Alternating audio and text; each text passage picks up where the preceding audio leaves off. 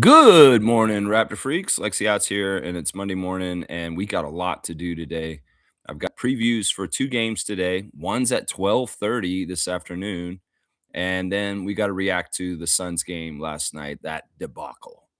Yeah, I am not in the best mood. I'm just going to say that right now. And if I get a little testy and a little maybe angry, I apologize. I'm going to do that in advance because I am in a very seriously bad mood this morning. So I'm gonna try and do this professionally to the level of what I can do for this morning. So we're gonna start with previewing the games first. I'll circle back and talk about the Suns game after, but we got to do the first part right now first. Okay. So the injuries for the Raptors today. Colin Murray-Boyles did end up not playing last night, but it may seem like he might play today. I don't know. I wish he'd just come back and play. I'm sick of Murray-Boyles coming off as very casual and nonchalant, like he doesn't give a fuck. So Murray-Boyles, give a fuck and maybe come back and play for the Raptors again. See, yeah, I'm edgy today. See? So Murray-Boyles, show the Raptors Nation that you give a fuck about being a Toronto Raptor and come back and play in the Raptors game today. Okay? Thank you. Chuggy Hepburn is out still. So we should hopefully see Jakob playing again today. He only played 17 minutes last night. He did not play in the second half. And we had been holding him out on back-to-backs because of his back stuff. But he's been more healthy lately. He said he feels great.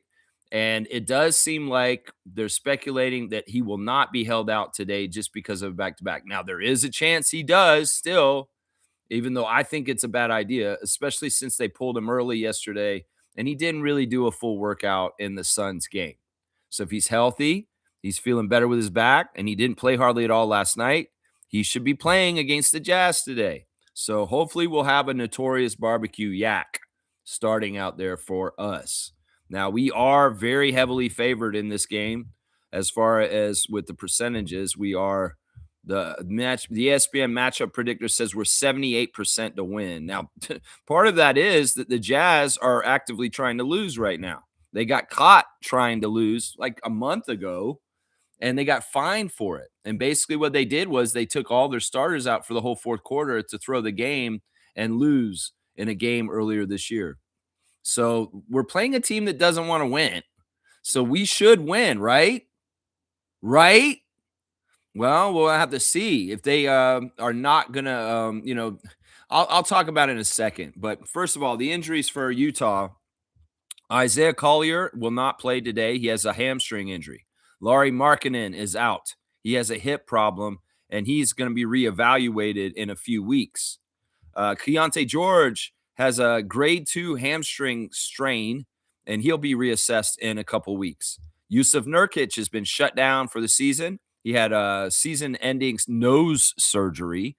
Jaren Jackson Jr., who they acquired from Memphis in the middle of the trade deadline, he has a localized PVNS growth in his left knee, and he's going to miss the remainder of the season. And Walker Kessler has been out for most of the season already with a left shoulder surgery that he had. So he's been out for the season too. So they really are scraping the bottom of the barrel. Most of their important players are out, including Collier, who has been their starting point guard recently and has, this is the other thing. This team is 3-13 in their last 16 games. They've won 3 games out of their last 16 games.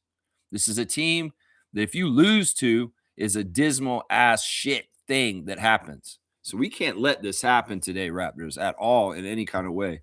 So who should be starting for the Jazz today? Well, guess what? They signed a 10-day on Delaware Bluecoats Kennedy Chandler. And Kenny Chandler, of the formerly of the Raptors 905, should be starting at point guard tonight for the Jazz. Kennedy Chandler, yeah, he's probably going to be the point guard. Cody Williams, the brother of Williams in Oklahoma City, is the shooting guard. Bryce Sensabaugh starting at small forward. Ace Bailey, the rookie, is at power forward. And Kyle Filipowski, the second-year player, is the center. So it's an extremely young lineup. Not a lot of experience. Should be easily beaten. But I thought the Suns would be easily beaten yesterday, and that didn't happen. Off their rotation, off the bench, Elijah Harkless, John Conchar, Blake Hinson, Oscar Shibwe. Kevin Love is on this team, so they do have one vet, and he is still playing right now. And that's about it. That's pretty much their whole team. As far as they're very young and they're goofy, and well, they're not very good, and they've been losing quite a bit, lot of bit, quite a bit, lot of bit. All right, let's do the preview for the 9:05 game first, and then we'll go over the ref report for today, which is absolutely crazy. Let's just put it that way. The ref report today is nuts. I'm just going to say that right away. All right, first of all, we're playing Salt Lake City at 12:30. We're playing Utah, both teams, Raptors versus Utah in both games. We're playing the Jazz's G League team at 12:30 this afternoon Eastern time. See, I fucked up the time yesterday too. I feel so bad. I got confused. I thought they were playing the game at 6 p.m. Pacific or 6 p.m. our time and 3 p.m. their time, but it was actually the flip. They were playing at 6 p.m. Pacific time, so we played at 9 last night. And in some ways, I feel stupid because I did a lot of energy work to help them at the other time. And well, maybe that was partly to blame for their effort. And what happened is, I don't know. Either way, this is the lineup for the Salt Lake City Stars. This is a team that we faced in the finals of the Winter Showcase and lost. They had Mobamba at that time. And well, they've changed quite a bit. They do have a few of the same players from when we saw them in the tournament, but for the most part, they're a little bit different, and they're not as good. They've been losing way more in the regular season. So Max Abmas of Oral Roberts, Daniel Bacho. Yeah, Max Abmas was pretty big in the game in that championship game. Stephen Krall of Wisconsin, Matthew Cleveland of Miami, Sean East, the great CBL player. Honestly, he's one of the best players in the CBL right now, Sean East, the guard out of hang on, why did I flip too much? All right, out of Missouri, Justin Harmon out of Illinois, Elijah Harkless, as I just said, he's probably going to be with the Utah Jazz though. Blake Hinson, who's also probably up with the Jazz, Max Klensmith of Wisconsin, also Matthew Murrell, Darion Sebron of NC State, Trey Townsend, and Oscar Shibwe, who's probably up with the Jazz as well. So, like the two ways an assignment player should be playing in the Utah Jazz game, not the Salt Lake City game. So, yeah, the referees for this one are for the G League game, Cameron Gillenes of number 54 of the crew chief. RJ Johnson is the referee, number 29, and Erica Parker is the umpire, number 49. Now let's look at the refs for the Utah Jazz Raptors game. In the replay center, we've got Inte Huang, Jenna Renault, Mark Lindsay, and Pat O'Connell. And on site, this is crazy stuff, man. This may be the worst ref crew we've gotten all year, even worse than the one we had in Denver on Friday night. This may be the worst one because we have two of the worst refs against the Raptors in the league right now against us today. So I don't see, honestly, I shouldn't say this. I don't see us losing the Jazz, but we could lose to the Jazz today because in some ways, if the Jazz really want to try and beat us and we don't play right, this ref crew will hit job us. Because I'm going to say this right now. This crew is going to be 8 versus 5 against the Raptors right now. I'm going to say it right now that the Raptors are going to face an 8 versus 5, but at least the 5 guys on the Jazz suck. And we should be able to overcome an 8 versus 5 in this situation. But let's not get it twisted. We're on the second night of a back-to-back. There's a lot of different things in play here. This is a dangerous fucking game. In some ways, I did not correctly recognize the trap game that was last night. And I'm gonna tell you how they set the trap and how things happened with what they did in Phoenix last night. But this one's a trap game as well. And if they're really trying to sewer us and get us out of the playoffs, in the play-in, there will be a ref hit job done today by Scott Foster. Because Scott Foster is the crew chief today in Utah, number 48 in his 32nd season out of Silver Springs, Maryland. He likes Ted Lasso. His favorite movie is Braveheart. He listens to Michael Franti and Spearhead. His favorite book is Golf is Not a Perfect Game. He likes Maryland Blue Crab and Corn on the Cob. He likes to play PGA Tour Live. He wants to go to Italy. He wants to win the pickleball championship, and he loves body surfing. Scott Foster has refereed us this year 3 times already, and we lost all 3 of those games. So, he has officiated 1,867 regular season games in 31 seasons as an NBA staff official. Scott Foster has also refereed 263 playoff games, including 26 NBA final games. He worked the NBA All-Star game in 2010, Arlington, Texas, and 2019, Charlotte, North Carolina. So yeah, Scott Foster, man, he sucks, bro. He sucks so bad. And listen to these splits, man. This shit is crazy. Like I didn't understand. I didn't even believe this when I saw it this morning. All right, the Raptors win 43% of their games in the 31 years of Scott Foster. And meanwhile, the Jazz win 58%. So the split goes to the Jazz. The Jazz are the third most favorite team in the league by Scott Foster, and we're one of the worst. So 43 to 58 for the Jazz with crew chief Scott Foster.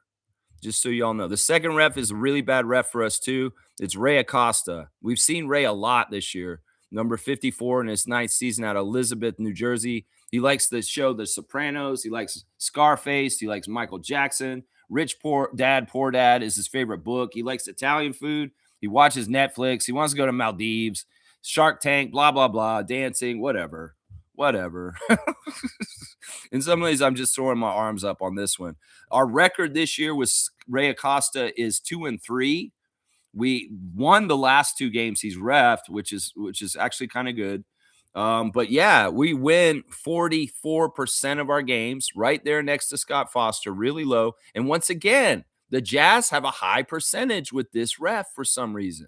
So it's 44 to 58 is the split with Ray Acosta for the Jazz once again. Yeah, Ray Acosta's officiated 442 regular season games, 6 playoff games in 8 seasons as an NBA staff official. He made his playoff debut as a ref in 2022-2023. The third ref is a bad ref also, and he's a more low-key bad ref. It is John Butler Jr. John Butler Jr., number 30 in his 7th season out of Biloxi. Actually, Acosta and Butler kind of partner all the time. They put them in the same ref crew quite often. John Butler and Ray Acosta actually worked in the same game the last time they roughed the Raptors. So they come as a pair, it seems. Favorite TV show is Chappelle's Show. He likes Do the Right Thing by Spike Lee. His favorite musician is Jay-Z. His favorite book is Chop Wood, Carry Water. He likes the red beans and rice. He reads the Bible. He must like to visit Africa. Yeah, John Butler, we've had him 4 times this year. We won the first 3 games, so we're 3-1 with him this year. So that's not bad. That's not bad at all. Let's see. His interests include traveling, visiting museums, reading, cooking, fitness, video games, collecting sneakers, movies, music, and sports. Yeah, general interests. I mean, come on now. His record with us right now is exactly even, 500. He was in the mud. We won a bunch of games with him earlier this year, 3 of them, and then we lost again the last game and put it back at even, 500. Once again, this is another ref that inexplicably very favors the Jazz. 61% winning with John Butler. So the split is 50 to 61 for the Jazz once again. All 3 refs favor the Jazz. And we got Scott Foster, Ray Acosta, and John Butler. And all 3 of those refs are against the Raptors. I'm going to tell you that right now. All 3 of them. They all have a natural tendency to call calls against the Raptors. So this is going to be an 8 versus 5. Last night was not an 8 versus 5. There was one ref that was looking out for us. The other 2 were a little shady. One of them got pissed off at Shed, and that changed a whole bunch of the reffing. And Michael Smith is just a cantankerous dude who's not, in some ways, he's kind of a dick. Let's just put it that way. But yeah, this is a really bad ref crew. This may be the worst ref crew this season against the Raptors, but it is the Jazz, and they've won only 3 games out of their last 16 games. So what's going to happen? I don't know. In some ways, part of what happens today is what Scotty talked about after the game last night. He said that in some ways, they underestimated the Suns. In some ways, they admit that maybe because they saw they were on a back-to-back and they had lost the lowly Milwaukee Bucks the night before, that they thought they'd be a pushover, and they didn't come to the game exactly right. Maybe they spent too much time out in the sun on a Sunday in Phoenix, Arizona, enjoying hot weather, Maybe that wasn't smart either. I don't know what they did. But either way, they did not come to the game correctly to match the how pissed off the Suns were. There's two things that happened yesterday. The Suns were pissed off, first of all, and I'm going to tell a little story. It's like a tale. The Suns came to Toronto on a Friday night, and we had just been disappointed and in a really bad place because of a Pelicans loss where we got punked, and we had a lot of answers to some questions to answer. And well, we kicked their ass on that Friday night, and we put them into a tailspin. Immediately after we beat the Suns that Friday night in a really good game, and it was an awesome game, they went into a losing streak that led all the way up until last night when they beat us last night. They had lost every game since then. They had lost 5 in a row, and they were in a bad place. They were looking for answers. They were like us after the Pelicans game.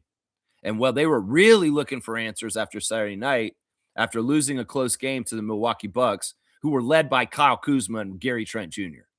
It's not even Giannis or anything like that. That's the thing. In the NBA, it doesn't matter who's on paper, who's injured, who's not there. NBA teams can beat other NBA teams no matter what in different kinds of situations if they really want to. And the Suns really wanted to kick our fucking ass last night. And they came and did it. And part of it is Devin Booker. Devin Booker is a pro who's been in this league a long time. He has a lot of scoring and a lot of points over his career in the NBA. And, well, they were embarrassed by Milwaukee on Saturday night, and they had a lot of gumption to come out, a lot of motivation to come out and kick our ass because in some ways we were the beginning of their misery in this losing streak. In some ways, they want to get us back for the game in Toronto on that Friday night where we got things right for us and they went all wrong for them, and they wanted to do it, turn the favor back to us last night. So what did they do? Jordan Ott had a good scheme of coming at us aggressively on defense right off the bat last night. These guys played like they really wanted to kick our ass. They had urgency. And that's the word that was said a lot after the game. I felt like the Raptors were playing hard. It's just that the Suns were just playing a little bit harder than them. Bit harder than them. In some ways, you could see it because they were getting the spots faster. They were aggressive and coming at us on defense and engaging with us with their arms like immediately. So there was no clean kind of workage. And well, Brandon was being lackadaisical, and he's susceptible to aggressive defenses that physically contact him and touch him and grab him and do stuff like that. If he's not locked in and playing through the contact with strength, if he's just kind of nonchalant, he's going to suck like he did last night. You can't be nonchalant like that when the energy's coming at you a certain way, Brandon. You have to match the energy back the other way as far as like they're going to grab you. You can't do everything that you normally can just easily. You have to hunker down and do the more high percentage stuff or maybe move away from the defense because they're coming to physically touch you. And if you're not going to do that right, you're going to have turnovers, you're going to miss your shots, and you're going to look like a failure. And in some ways, look, we got the Raptors going a couple times in the first half. It's just that then our momentum was killed by Brandon turning the ball over or making a knuckleheaded play. And I mean, I'm mad at Brandon because honestly, he's an epicenter for whether we're going to be successful or not. And, he had an effort in some ways that mirrored the one in New Orleans that was so piss poor against his former team. And I also say this, Raptors, if you can tell that Brandon doesn't have it, if he's starting to look like, well, this guy, we can't count on him right now because he's off, because this guy has just not got it right now. That means, Scotty, you need to recognize that on the court, and you need to start taking a bigger slice of the offense and trying to get us out of the mud and taking control yourself. Too often I see you team player and giving the ball around. Well, if our number one scoring option is such a dud like Brandon was last night, you need to step up and jump in that spot and do the work in his place. The start for the game was it just that aggressive defense. The Phoenix Suns were scorching hot from three. They came out and bombed 8 of 12 threes in the first quarter. And meanwhile, we shot 1 of 8. That was another thing about the start was it wasn't just that they played so aggressive, because I'm giving them way more credit than putting us down.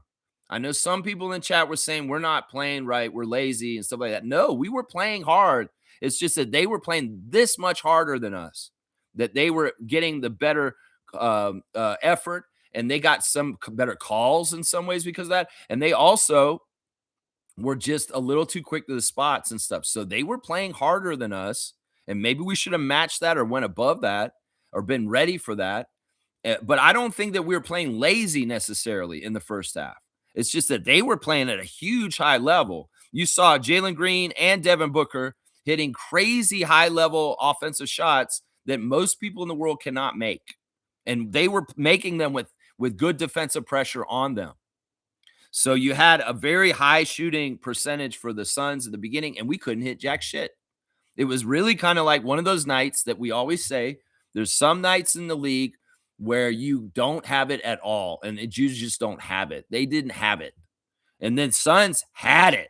They really had it because they were making almost all their threes. A good night and day comparison between the first game against the Suns and this one is Connor Gillespie, or whatever that fucking guy's name, Colin Gillespie. He didn't have any points for the Suns in Toronto when we played them. And he, in the first quarter, came out and bombed like 3 threes in the first quarter and got a really good scoring punch going right away for himself. So, listen, I was arguing with a couple people in the Discord about whether they're playing lazy or not. I didn't think they were playing lazy. They were trying. It's just that the Suns were trying harder than them. And then there was another factor with the refs. The refs, Curtis Blair and Justin Van Dyne and Michael Smith, they called the game with no whistles for the first 4 minutes of the game. They were letting them play. Physicality didn't matter. You could do stuff. You could physically do things. In fact, they allowed the Suns come in to do their very aggressive physical touching and grabbing defense right from the start. And we were doing it too at the beginning. But then after 3 or 4 minutes in the game, their whistle changed. It's almost like when you're a little kid and you're playing red light, green light, where it's like red light, green light, when you're running across the field. It's a stupid camp game you might have played when you're a kid. Well, it's kind of what the refs did with their whistle in the first half last night. They had a green light, foul away, be physical, use contact on people. And they allowed that for the time period for the Suns to get their defense cinched in. We weren't hitting shots. And then when all of a sudden we were starting to play with that physicality on them, the whistle tightened up. And all of a sudden, we got shit like Sheds talking to Justin Van Dyne and saying, well, wait, you guys weren't calling fouls 2 minutes ago. And now all of a sudden you are calling fouls real touchy and light. And well, Van Dyne didn't like what Shed said. And he got red-faced and pissed and gave him a technical. Gave him a technical right there.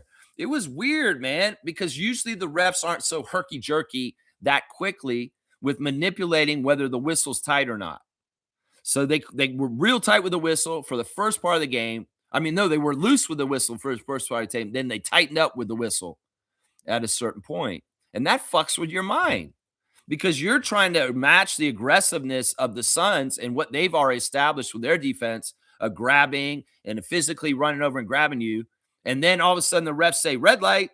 And then you can't try and match that energy coming back at them to establish your own defense to try and stop them in runs. It's extremely manipulative, extremely manipulative. And so in some ways, the Raptors were kind of handcuffed from being able to play defense because the refs did that. Does that make sense to you guys?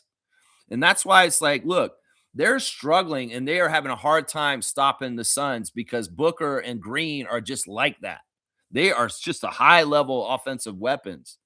And in the second half, it became a Devin Booker clinic as far as let me show you how great I am as an offensive player.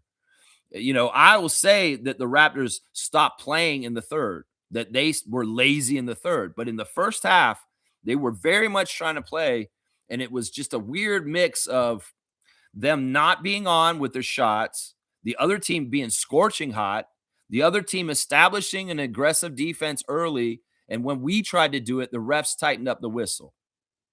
And in some ways, there was momentum starting to be built for the Raptors in the second quarter, but Brandon killed that momentum with his ineptitude. So it's like, oh my gosh, it was a perfect storm of a few different things happening that derailed us in this game to make it so awful and so stupid. Kudos to Devin Booker. He gave a shit about winning this game more than anybody else in this game last night. He gave a shit.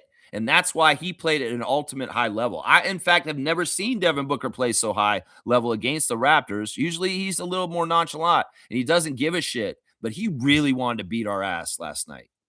He's wearing these Oregon shoes, Oregon Ducks shoes. I don't know why. Maybe it was a bet with Dylan Brooks because he didn't go to Oregon. But apparently these green Oregon Duck shoes that he was wearing last night are now good luck because he played so exceptionally well. So I don't know. He lost a bet with Dylan Brooks and March Madness stuff. He had to wear Oregon Duck shoes, and they actually helped him. Jalen Green, I have to give him more respect because the guy is a really crazy offensive player that can make crazy shots. I don't respect the rest of his game.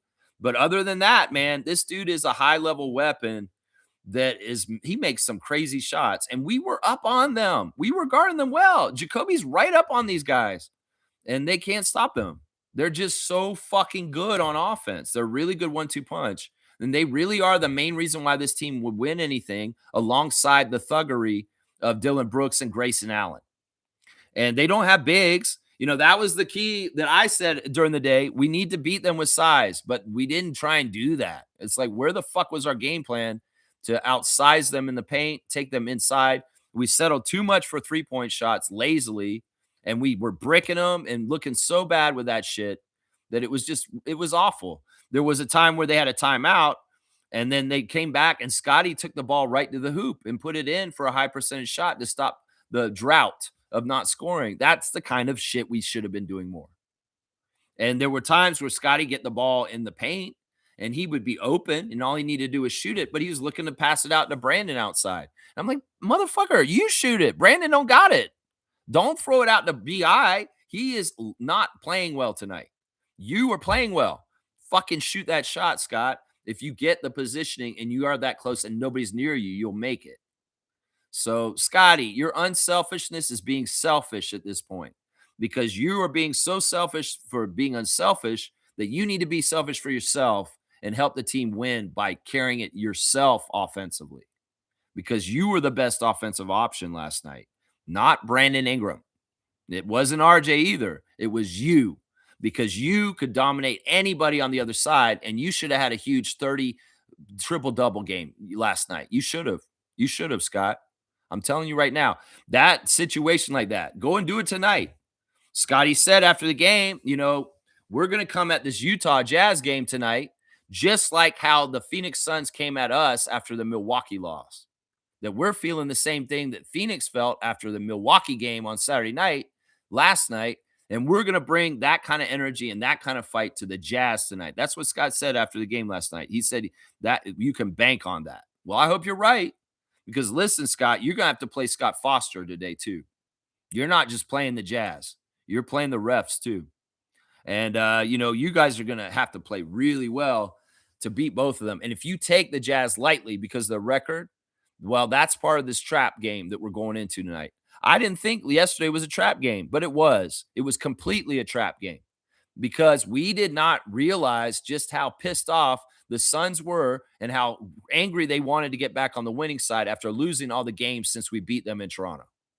We didn't realize how desperate and crazy they were after losing to Milwaukee. In some ways, I learned some lessons for prognosticating on this channel that if I'm going to look at a team like what happened in this situation, well, they just lost to a shittier team than us. I'm going to be like, oh, fuck, we need to be careful. It's almost like it would have been better if the Suns had beat the Bucks on Saturday night, took care of business correctly, so their motivation would have been lower and they wouldn't have came in and done what they did to the Raptors last night. You know what I'm saying? Because they were on a losing streak. They were desperate. And they carried that desperation and that pissed offness about losing the Bucks and came and routed our asses on Sunday night. It's tough because in some ways the Raptors can't be taking a little mini holiday in Phoenix, Arizona, just because it's hot and just enjoying themselves. In some ways, you guys got to fucking really take this shit seriously. And, I'm not going to say that they weren't trying. They weren't trying in the first half, but I'll damn for sure say the Suns were trying more than they were. Yeah, that's what I'll say on that. I mean, Oh my gosh. I'm just pissed off. I'm already pissed off about the game. I got other things in my life I'm pissed off about. And now I see Scott Foster's fucking name on the list this morning. It's definitely going to be 8 versus 5, guys. Every single one of the refs tonight hates the Raptors on the down low. John Butler's not for us either, guys. Ray Acosta and Scott Foster, absolutely for sure. So the Raptors, you guys need to step up and fucking beat 8 versus 5 tonight. Seriously, man. All right, let me see what's going on with Trevor J here in the words of wisdom. Good morning, Trevor. Thank you for being here once again this morning. Don't understand this simple power showing up with good energy again. And again, you don't find good energy, you create it in how you speak and how you show up and how you refuse to move through life half asleep. You don't always control the moment, but you always control the energy you bring into it. You know, there's a lot of gaslighting in today's society about people being angry. We're saying, why are you so angry? Stop being angry. No, that's you trying to sedate me into not being upset about how things are evolving in the world right now. And don't gaslight me like that. You know, sometimes the right energy is pissed off, Trevor J. Sometimes the right energy is anger and hate. Sometimes it is the right energy. It's not always the right energy, and it shouldn't be the majority energy, but there are times and places for hate and anger and lashing out when it's injustice. And in some ways, if the good guy's always going to be the good guy and the bad guy's always trampling over all the rules and not trying to do anything, at some point, the good guy has to break the rules too to get things back to the right side of things. So, I mean, in some ways, look, energy is a very interesting thing. It can be good or bad, and it can be feeding towards your life and the way that your life is felt and how you live it. So I would say you're right. It's better to feed good energy into your life, majority, but don't let people gaslight you to say that you should always be happy all the time because there are very bad things happening in this world right now. And a lot of us should be extra pissed off. So that's what I would say. Words of wisdom. Thank you, Trevor J. Blessings to the Jones family and all the Raptor Freak families. Yeah, yeah, it's tough, man, because you want everything to be idyllic and nice and happy. But when shit is wrong, like fucked up shit, you should be angry. And don't let people tell you, oh, stop being so angry. What are you? I was like, no, people need to be waking up and being a little bit more angry and getting in the streets and doing things something to change the world for the better going forward. Because there's a lot of bad stuff in the works right now. And if we don't fucking start getting angry, well, we were going to lose the chance for us to change some things when we could have. And a lot of people after us are going to be pissed off at us when we didn't do something when we could. So I'm just going to say that I don't want no dystopian, fucked up world that some people are trying to create right now. And if we don't get active and pissed off, if we don't feed into some of this anger where we need to come at them and say, no, this is enough, we're not taking this anymore. It's going to be really bad if we don't. If we passively just live our ordinary lives and go about things without standing up for ourselves and just saying, oh, we'll pass it to the next person, it's going to only get harder as the generations go into the future if we don't set the tone now. So that's what I would say right there. Thank you, Trevor, once again. Trevor saying this: the Raptors didn't bring the fight to the Suns last night, but let's bounce back tonight against the Jazz. Yeah, it's just stupid. It's just stupid. I really did think that they were playing them really well, except the shots weren't falling, and that the Suns just had a little bit more pep and anger and aggression. And in some ways, we were kind of not matching that energy in the right ways.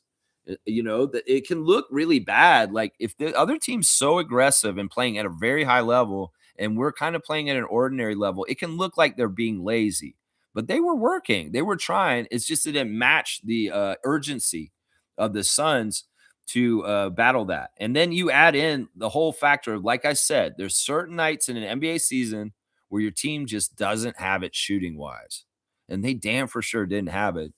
I always think, like, look, Raptors, if you're not a good 3-point shooting team, why are you shooting so many threes? I'll keep saying that. Why can't we go inside and start our offense and establish the paint, especially when we have a size advantage over the team we're playing, which is the Suns, and they don't have their centers. They have a young guy, Iguodaro, he's barely in the league. He's green and fresh faced, and Scotty and Jakob could take him to school and eat his lunch. So it's like, what? Why are you not doing this? Why wouldn't you use the biggest powerful advantage you have? I know that we don't normally run an offense that goes so far down low and uses those bigs in a bullying kind of way. We should, though, when we have the opportunity, and we did have that last night. And like I said, they were scorching hot. 8 of 12 in the first quarter from 3. And we didn't make but like 2 more threes than them for the whole game. 10 threes for the whole game for the Raptors, and they had already got 8 in the first quarter. So it's like it's like there's all kinds of crazy stupid shit here. Let's see. Trevor's saying Raptors didn't bring the fight to the Suns last night. Oh yeah, I already read that one. Trevor's saying, as Darko says, we do the same thing to other teams. We jump on them. Yeah, they did a little bit of our own medicine on us. That's totally true. That's totally true. I was kind of listening to Jordan Ott's pregame interview, and he has a lot of respect for our team. He really does. And that's part of it too. That's part of the difference. They had immense respect for our potential for what we could do. And in some ways, we didn't have the reverse towards them. We probably looked at it on paper. Oh, they don't have Grayson Allen today. So that's even easier because they had Grayson Allen in Toronto. Dumb stuff like that. And sometimes it's hard to keep up that competitive edge to the right level all season. And if you think you see an easier game on the schedule, you may let yourself down a little bit. Well, the lesson from last night for today is just because the Jazz are who they are and maybe they seem like they're tanking, you can't take anything lightly, and you have to execute, and you have to make sure you get that W somehow. Part of the ramifications of the loss last night is it's not good for our run in the playoffs and what's going on right now. That people snuck up a little bit closer to us, and now it's only a half game lead that the Raptors have in the 5th spot in the Eastern Conference playoff standings. That's not good. That's not good. And now Philly is tapping on our heels all of a sudden in some goofy way. Now, the one thing I will say is the Raptors do have the easiest schedule out of all the teams that are involved in this cluster in the Eastern playoff race. But we can't afford to lose games to teams like the Pelicans or the Jazz in this stretch run or the Suns last night if we're really, really going to maximize our position for the postseason. So, yeah, this is an absolute must win. But like I said, we've got one of the worst ref crews we've had all year coming to ref this game last night, and they will be against us. And this will be an 8 versus 5 game. So the Raptors is going to be in some ways harder than the game last night because the referees are absolutely against us. I know they are. And I don't know the Jazz. The Jazz didn't play yesterday. They're out of day of rest, and they played on Saturday night. So yeah, in some ways, you guys can't play with your food. You got to execute and take care of the bad teams like you have been most of the season. You can't mess around with this. This is a must win. Jimmy's exactly right. If we lose tomorrow, that's going to be a sign. I'm going to say it may be a ref hit job by Scott Foster because he probably will have to have helped them to beat us. Seriously, because they shouldn't beat us just normally. If there's any funny stuff, if it's close at the end, Scott Foster will manipulate the game to help the Jazz beat us, just to fuck us over, just to put us further down, just to put us in the play-in, honestly. The NBA would much rather us be a play-in team and hopefully lose in the play-in and not even get playoff series than have us be a playoff established seed. So in some ways, this is the bigger structure of the storyline from the head office that I could see is Adam Silver saying, no, let them lose to the lowly Jazz. It'll crumble their fan base and it'll put them in the play in, and we fuck them. We don't want them doing anything anyway. That's the energy I'm feeling right now from the NBA head office towards the Raptors. So it's up to them whether they want to be rebels and say, fuck y'all, we're not going to go this destiny. We're going to kick the Jazz's ass, even if it's 8 versus 5. So that's kind of what's happening tonight, man. Yeah, Jimmy's saying this. I didn't watch hang on. I jumped ahead. I'll make sure I get all the comments. I see lots of people in here writing comments. I love it. I didn't watch the whole game, but what I got from it was a lack of effort. Lock the fuck in, Raptors. Do not fall into play-in. Once again, I'm gonna argue with everybody who says this today, and I'm not that angry about it. I don't want y'all to be angry at me because I don't agree with you. This is just how I see it. I described the first half. The first half, the Raptors had effort, but it wasn't matching the urgency of the other team. So I guess in some ways you could say because they weren't at the same level as the other team, they're lazy. But I don't see that. They were working hard. They were out there doing it, but they just didn't have the same energy to match.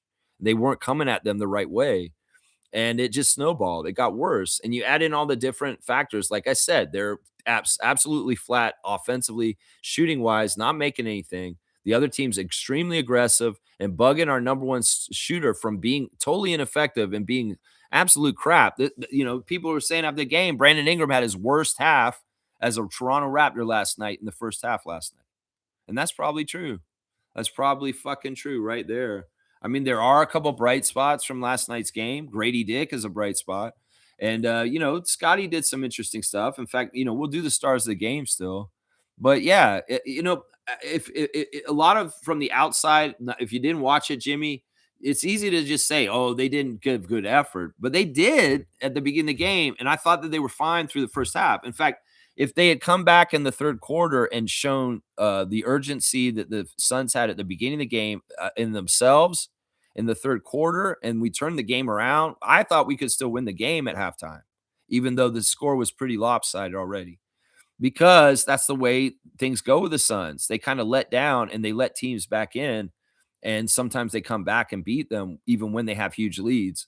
So I thought, all right, we come back, we make the adjustment from halftime, we come back in the third quarter, and we have an urgency that matches their urgency from the start. We can still win this game. But they were still flat. And part of it, once again, was Brandon Ingram being absolutely ineffective, turning the ball over, missing all of his shots, and just seeming like he didn't give a shit. Like, seriously. And then there was one play. This was an absolute ref manipulation. I hate this one because they see Brandon struggling out there. They know he's having a hard night. And he gets actually finally a good lane to run to the basket and get a layup and actually get scoring and maybe even get himself going. Well, what does Michael Smith do? They call a foul on the floor when he's making his motion to the basket. A lot of times y'all ignore those fouls and you don't call them. But when they know it's a high probability basket that's going to go in, they call the foul on the floor before he gets a shot so he doesn't get free throws, and they side out the basket. So what happened when Brandon had that nice drive down the lane where he finished it and made the basket, no basket, because there's a foul on the floor when he's dribbling up, and you got to take it as the out of bounds because it's not even penalty. And it crushes the momentum of Brandon finally making a basket, us getting another point to get to 54. And, we don't score on the inbounds after the side out. So we get 0 on that possession. And Brandon had money. He put the ball in. And if they don't call the foul most of the time because they ignore contact on him, all of a sudden they call a touch foul on him, but he can get through it and make the layup. Do you see how this is manipulative? Do you see how this kills momentum for the team? Because finally, the number one scorer for us gets a basket, but it doesn't count. And in fact, y'all side out, and then the Suns play good defense, and they get a stop, and we get 0 points on that possession. Do you see what I'm saying? Like, that is a very manipulative, in the instance, ref manipulation. Noticing that exact moment and doing that and taking Brandon offline still when he's trying to get back on track. There's a lot to this. I mean, the first half, they got outplayed completely, and they should have done better, but they couldn't make shit. They couldn't hit the broadside of a barn, and these guys were making moon shots and crazy ass. I'm covering you up. Jacoby Walters up on you, Devin Booker, and I'm still making the shot with you right in my face. So it's not lack of defense. These guys were guarding them up real nice. It's just that's better offense, if that makes sense, So, yeah, Shaq Lindsay's saying this. I'm going to be brutally honest about our team. The lack of shooting is going to hurt us in the playoffs. Darko wants us to play faster, but how can you without enough shooters, especially if the other let me see if he's got another comment. The other team isn't turning over the ball. Players like Scotty and BI play better with more shooters around them. If our only shooter off the bench is Sandro, Shed, and Jacoby, we are in trouble. No, I will agree with this. I don't expect us to go deep in the playoffs. I don't expect us to be that successful in the playoffs. I just want them to get the first taste and get the orientation of it. This team obviously needs retooling on the bench, obviously. And the other thing is like, look, if Brandon's going to be like this exactly, and he's such a high commodity player, if we flip him for somebody that's just like him at that high role in value, who may be a little bit more dependable and not acting so lazy and lackadaisical about shit sometimes, I'm okay with this because that's actually an area we can improve in the starting lineup. But I don't want to touch the other four guys. It's like Ingram, look, you're amazing. You can do so much stuff, but you're also flaky. Let's just put it that way. And honestly, I get it. It's hard to operate. You're a long and lanky guy, and physicality can throw you off your offense. That's just the damn truth. And well, obviously we do need better shooting. Shaq Lindsey is exactly right. And yeah, I mean, in some ways, you can blame Grady for dropping the ball this season and being a shitty 3-point shooter. That's part of it. That's part of it. He should have been this role. He should have been this money guy that could have been plugged in all kinds of situations. And he's just a dead eye from three, and he's making everything. Battle. He as his the other guy, he could have been maybe doing this, but I don't know if we've exactly been putting Battle in enough situations to get him some run to get up to this. So it's a difficult thing right there. Let's see. Raptors Champs is saying this. Good morning, Raptors freaks and champs. I see another win, but sadly, depending on if our team decides not to beat themselves. See, man. Yeah, I mean, it's so dumb. Like, I really do feel like it was a lining up of things where, like, there's going to be like 5 games every year where the Raptors can't hit the broadside of the barn with their shots. And this was one of those games masqueraded with a whole bunch of other stuff around it. I mean, I'm serious. You guys know we talk about in these games. There's just going to be certain games of the year where the team just doesn't have it.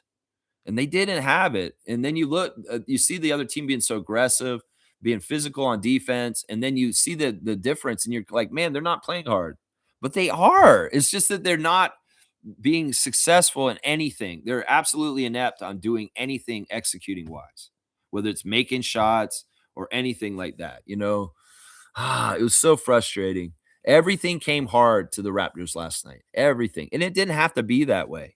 There were ways to game plan this so that they could have had things a lot easier. And a lot of it centered around Yak, but Yak wasn't even utilized. It's like they might as well have said, yeah, we're not playing Yak tonight against the Suns. We're sitting him on the first night of a back-to-back to save him for the Jazz. It's pretty much what they did anyway, because that's not like that man played very much in the game. He got 17 minutes, 0 points, and they took him off the floor, and he didn't even play in the second half. So, yeah, it's crazy, man. G's here. Good morning to G. He said, on hello and welcome, I said the silver lining is at least Grady looked better, and this triggered a nephew so bad. I didn't say great. I said better. Anyway, hoping Grady is able to help with spacing. Yeah, you know what? I like you being positive in that space. And if people are being dicks, they're idiots. All right, my number one star of the game is Scotty Barnes. Scotty only took 9 shots, and he made 8 of them. It's like, Scott, man, when it's more conducive for you to be the number one option and to take over and get the big highest point total for the Raptors, you need to recognize that in the midst of the game. The game plan to start the game may have been different with what Darko told y'all to do, but you are a smart player and you should be able to read the floor and the flow. And if the wall is Brandon running into a wall and he can't get past that, you need to go and bust through the wall and do it yourself. And once again, man, passing the ball to Brandon or Sandro or any of the other Raptors for a 3 when you have the ball in the paint, that's the wrong decision. The best decision is for you to go up and shoot that shot where you are within the 15 feet of the hoop. It's not to pass it back out. That extra point in the analytics, Eric Curry and them talk about, fuck that shit. Because that shit ain't going in because we can't shoot threes. So if you get that position in the lane, stop fucking passing it out to the 3-point shooters. Because even though that may have been the directive all year from the coaches, man, be selfish.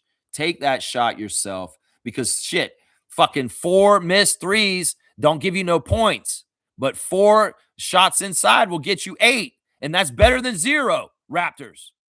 So fucking go inside and take the ball inside, especially when you have the size advantage against the team you're playing. Seriously, 26 minutes for Scott, 17 points. You should have had 30. You should have had 30, Scott. You should have had 30 in this ecosystem we were working in Phoenix last night. We can't hit threes. Scotty, in some ways, that should be your alarm. If the game starts out where people are not hitting their outside shots and Brandon is off, you need to say, oh shit, this is a night where I have to take it on myself and I'm going to go do it.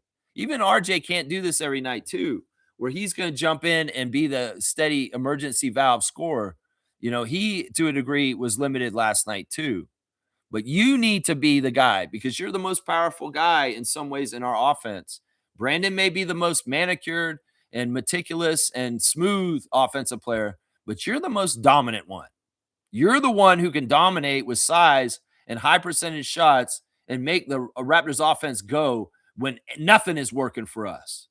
So you have to recognize this in games, Scotty, and you need to go ahead and call your own number 4.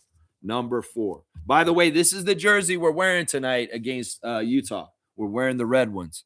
So, yeah, he also had 1 of 2 at the free throw line. He didn't take a single three, which I'm glad. 5 rebounds, 6 assists, 3 turnovers, and 2 steals, a minus 15 for Scotty Barnes. It's just frustrating, man. You let this game slip. More and more. You guys had a chance to come back with new energy in the second half, and you didn't. You didn't come back to match the urgency of the Suns. My second star of the game is Grady Dick. I thought that Grady was really interesting the way he played in the late game minutes. They brought him in a little earlier than the other garbage time guys because they brought him in to be kind of a catalyst to try and jumpstart us offensively to see if we still had some life in us to be able to mount a late comeback. And in some ways, Grady's energy coming into the game was actually really helpful. The one thing I noticed was he was very aggressive to get rebounds, and he was doing other stuff on the court than just spot up threes and kind of cutting and stuff. There was a play where he drove with the ball, dribbling, and he drove and kicked. He got in the lane, he kicked the ball out to, I think, Sandro or somebody, and they got a good open shot. So there was a lot of interesting different stuff that Grady was doing. And he did it with confidence, and it was a good game for him. Grady, 15 minutes, 10 points, 2 of 4 from the field, 2 of 3 from 3. It was nice to see 2 threes go in. Made all 4 of his free throws, 3 rebounds, 1 assist, 1 turnover, 1 steal, a +8. Solid, bright spot stuff. And I see that too. And whatever nephew and hello and welcome who's not wanting to talk about Grady doing something good, well, you're a sad person. Come on, let us have one bright spot in this game. And I do feel like it was Grady. And, the other thing I've been saying recently is it'd be nice if Grady could get going by the end of the year and finally come around with this 3-point shot. 2 for 3 last night is a good sign. And who knows? Maybe he'll get even more run today, and we'll get to see Grady Dick actually kind of look like second-year Grady Dick again, because that's kind of what we need for going in the playoffs, Grady, is for you to return to your level of play from your second year in the NBA. And that means making your threes like close to 45%. That's the thing right there, man. You can't shoot your threes around 30 or less. You've got to shoot 40 to 45% from 3. That's extremely right. Yeah, the third star for me was Jacoby Walter. Jacoby's been on a real streak lately. 26 minutes, 13 points, 5 of 7 shooting, 3 of 3 at the three-point line. Fantastic. 3 rebounds, 1 assist, 1 turnover, a -9. Yeah, there's actually my Raptors Redditor of the day has to do with Jacoby right now. Let me just go on about this real quick. XL Condom. Okay, that's funny. Despite the 2 losses, Jacoby Walter has been coming on strong the last 3 games. Incredible shooting splits, awesome point of attack defense, and can hit a damn 3. He's making the most of his 20-ish minutes a night. We desperately needed someone to show up in this backup shooting guard spot. Feels like Jacoby is blossoming into a valuable role player for us, all in his sophomore year too. Year 3, this guy could be a problem. Yeah, I love it. And he's got the last 3 games for Jacoby, and we see that he's consistently scored double digits, and he's also been shooting very well from 3. He's actually 9 of 12 from 3 in the last 3 games. So yeah, I like this positive bright spot. Once again, a Redditor coming in and saying, well, despite the losses, at least Jacoby's been solid off the bench in the games that he's played recently. So, yeah, I like that too. Yeah, but yeah, those are my 3 stars of the game. Scotty Barnes, Grady Dick, and Jacoby Walter. Yeah, those are my 3 stars. I mean, I could give an honorable mention. If I do, I'm gonna give it to maybe Jonathan, Mobo. No, Jonathan Mobo, nah. We'll give it to actually, you know what? Jonathan Mobo, because 17 minutes and late in the game, and that backup team that played late, they actually ate up the lead a bit and made it only a 22-point loss instead of a 30-point loss. So I appreciate them for like outscoring in the garbage time plus 10 over the Suns garbage time players. So yeah, Jonathan Mobo, 17 minutes, 8 points on 3 of 5 shooting. 2 of 3 from the free throw line, 1 rebound, 2 assists, 3 steals and a block, and a -1. Yeah, Mobo, man, he's just an active guy, and I appreciate him as a utility big on our team. Now we'll go over the rest of the guys real quick, and it's kind of sad, honestly. Brandon Ingram, 27 minutes, 6 points, 3 of 10 shooting, 0 of 2 from 3, didn't take a single free throw, 4 rebounds, 1 assist, 5 turnovers. Yeah, this is what Lewinberg was saying on his Twitter or on his Blue Skies in the first half is that Brandon has more turnovers than points in this game. That's bad. 6 points with 5 turnovers, Brandon Ingram. You did have 3 blocks, though, and some of that was you getting Rasheer Fleming back for some of the blocks he got on you. Yeah, -29 for Brandon. He was absolutely the worst player on the court for the Raptors yesterday. RJ Barrett was not good totally either, although we didn't really see him a whole lot. We saw him early in the first half. He barely played in the second half. 23 minutes for RJ, 13 points on 5 of 8 shooting, 1 of 3 from 3, 2 of 4 from the free throw line, 3 rebounds, 3 assists, 3 turnovers, a -21.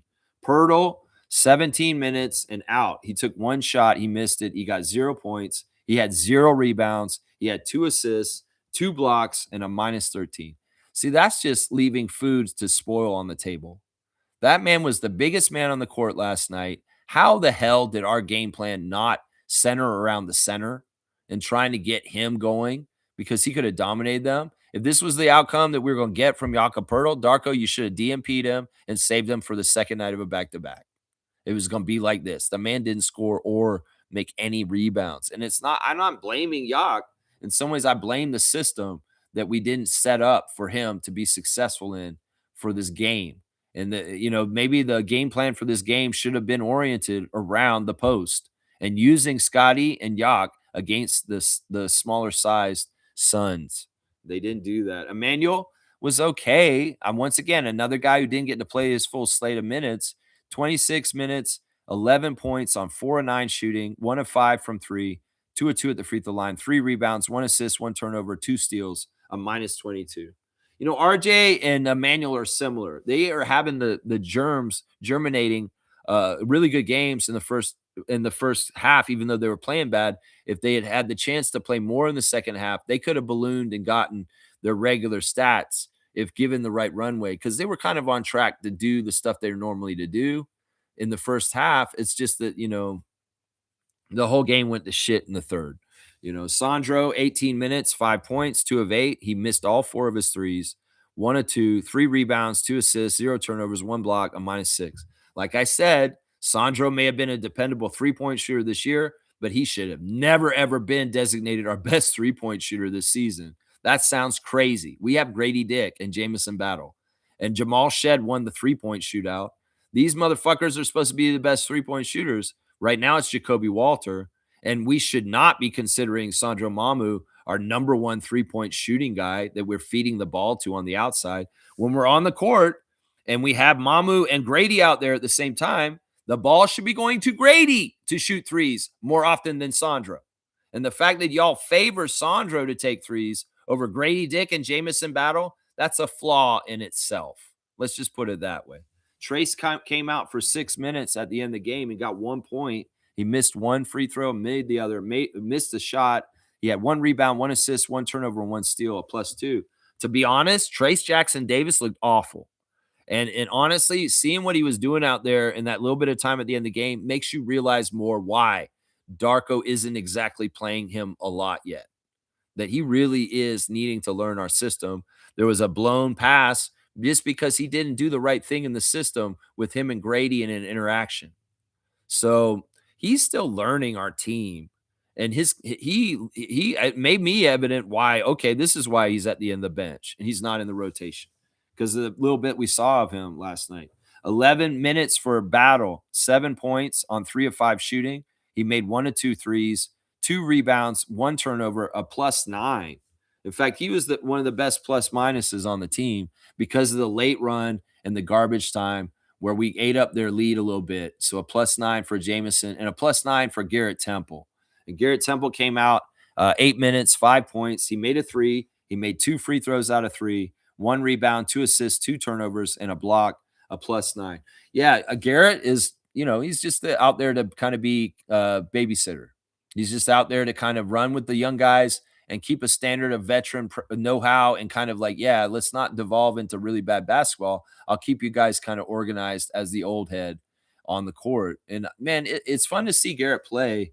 And he really is a competitive guy. Like, they left Jalen Green out there a little late in the end of the game. Like, they really want to make sure they won. And that's how much they respected us.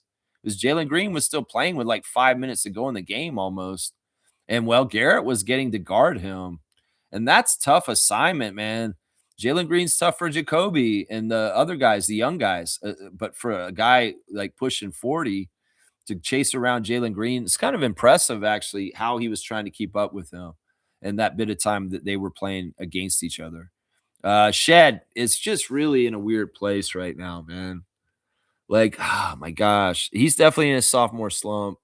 And it's tough because like Shed was so savvy and beyond his years last year.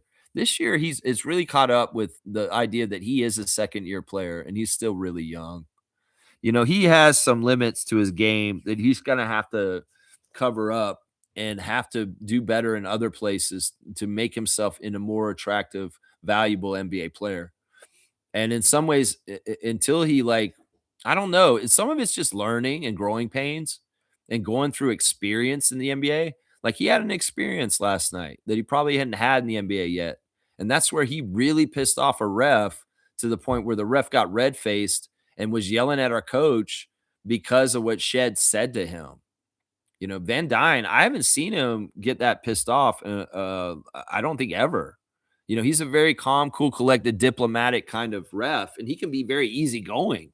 Like people can come up to Justin Van Dyne and yell at him and say this and this, and he'll look at you and be like, okay. And he'll be like that. But whatever he said to Van Dyne last night, he pissed him off. And he was red faced and he kind of dogged out anybody who came to him. It's like, why did you do that? Why'd you call that on Shed? So whatever Shed did, he learned a lesson for it. And it was so bad that Darko had to take Shed out when he wasn't supposed to take him out. He was supposed to still be in the rotation and playing some minutes, but he needed to cool down the game because Van Dyne was so mad at Shed. So it's like almost like, when a player pisses off a ref so bad sometimes, you have to take him out because the ref will just continue to seethe because this guy made him so mad. So it's almost like you had to give a break for Justin away from Jamal so that he would chill out and forget about what just happened with Jamal. But yeah, it was crazy. And I don't know what Shed said. I bet you didn't say anything too crazy bad. It's just that it really rubbed Justin Van Dyne the wrong way. These refs were feisty. Michael Smith was very feisty too. He's an old head. In some ways, he's a jerk, man. Like he definitely calls against us. He definitely calls against us. On the other hand, though, Curtis Blair, the head ref yesterday, he was fantastic. He was calling stuff for us. In fact, he called a possession for us immediately. Like his natural tendency was to call for the Raptors. This is possession for the Raptors. But then the other two guys came over and overturned him and say, no, it's actually for the Suns. But he tried. Let's just put it that way. And I thought that Curtis was very fair with the challenges also. We won our challenge and they didn't win theirs. So, and in fact, they got a foul from doing their challenge. They did their challenge and they ended up with a Gillespie foul, which was awesome. I love that shit. But Shed's struggling, man. 21 minutes, 2 points, 1 of 6 from the field, missed all 4 of his threes. 1 rebound, 6 assists, 1 turnover, 1 block, a -22. It's just tough, man. It's tough, you know, we got a lot of different guys just dudding out, especially at the three-point line. We shot 33% at the line for 3, 9 three-pointers. They made 8 in their first quarter. We only had one more 3 than them the whole game than they made in the whole entire first quarter. That's crazy. So, yeah, I'm gonna give credit to Devin Booker, 31 minutes, 25 points for 9 of 15 shooting with 6 assists. He put on a clinic. Let me just put it that way. In the third and fourth, like in the third, when he separated them and killed the game, he was putting on an offensive clinic. He was going and making high off the backboard bank shots. He was hitting crazy threes. He was mixing it up and how he does his offense in the mid range. No, he ate us for lunch, and he, 9 for 15 from the field. Yeah, he was hitting. And Jalen Green, 8 of 15 with 20 points for himself and with 7 assists himself. He was hitting some of his crazy shots early in the game, in the very beginning of the game. And yeah, other guys that hurt us bad were Gillespie, who he didn't score a single point in the first game. He got 16 in this one and shot 4 for 6 from 3. That absolutely hurt us. And then some of their bench guys were problems in different ways. Rasheer Fleming, once again, very good game, 11 points and 7 rebounds on 4 of 8 shooting. He was a plus 18. And we saw a little bit more of an extended look of Malawak with 7 points and 7 rebounds for him. But yeah, it's just annoying, man. Just really, really annoying. This is not a good Suns team. We should have absolutely taken care of them, but they were hungry. They were out for blood. They were pissed off because they lost the Bucks the night before, and they're pissed off at us for sending them on a 5-game losing streak from Toronto. Alas, they fixed it. In some ways, it's energy, like Trevor was talking about. Energy gets transferred between NBA teams. And if you come in and hit a team hard like they just hit us, they can put us in the place they were in on Saturday night, and they get the place where we were feeling good because they got the win. So, well, Scotty, like you said after the game last night, you need to get back to this, and we need to do this to the Utah Jazz tonight. We got to get that bad energy that we just got transferred to us from the Suns that we originally transferred to them in Toronto on that Friday and get rid of it again. It's almost kind of like holding a prize that you don't want, or like the hot potato.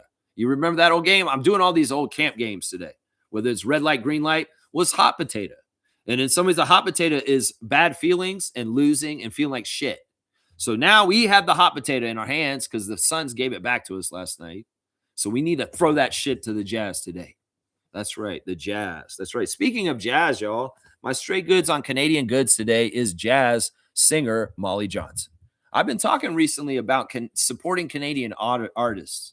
And well, we have a legend here in Toronto. She lives in Kensington Market. She's a friend of mine personally. She has the Order of Canada, and she is the Grammy-winning, award-winning, fantastic jazz singer Molly Johnson. You guys know Molly Johnson? She's born in Toronto, and she has been an icon of music in our country and around the world for a long, long, long time. And it was funny when I met her. She came into the convenience store. She's appeared on my Kensington Variety VIP Club show, which is in my channel. You can find the program and there in one of the playlists. And well, Molly is just such a sweet lady. She's that raspy voice, and she really lives that jazz life. Seriously, like when she come into the store and talk to me, we'd have the most interesting conversations. She's a very sensual person that really lives life with attention to like the finer things, or not just the finer things, but just like little romantic details about life. And in some ways, that's what inspires her to be able to write and sing the amazing music that she produces. Well, of course, Molly Johnson organizes and gets together the Kensington Market Jazz Festival every September in the fall.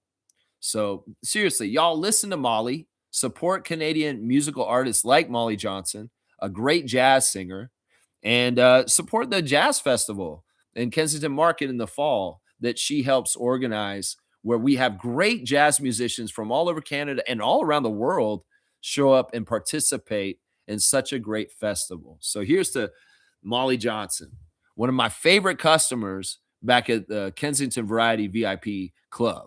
That's right. So y'all support your Canadian artists. That's your straight goods on Canadian goods today. Molly Johnson. You guys know Molly Johnson? You know who I'm talking about? man. She's such a sweet, beautiful, amazing person. I'm just gonna say that. Going further with the box score, real quick. Let me do the team stats. They shot 52%. We actually shot 50% from the field, which is weird.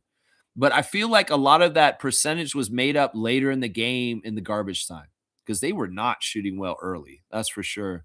Another thing was that the Suns' aggressive defense did limit our shot attempts. They were getting more of the loose balls and doing different things, and we didn't have as anywhere near the same shot attempts as them. They managed to produce 15 more field goal attempts than us as a team last night. So that's bad. Like I said, the 3-pointers, 18 threes for them, 9 for us. In fact, they almost outscored us at 3 in the first quarter right away. That's really bad. Our free throws were bad too. We shot 68% at the free throw line, 15 and 22. They made all 10 of theirs. They were 100% at the free throw line. They out rebounded us, which is absolutely a travesty considering we had the size advantage. 43 rebounds to 30. We only got 30 rebounds. And that's also indicative of just how much they were hitting their shots, that there were only 30 rebounds for our team. Assist to turnover ratio was bad.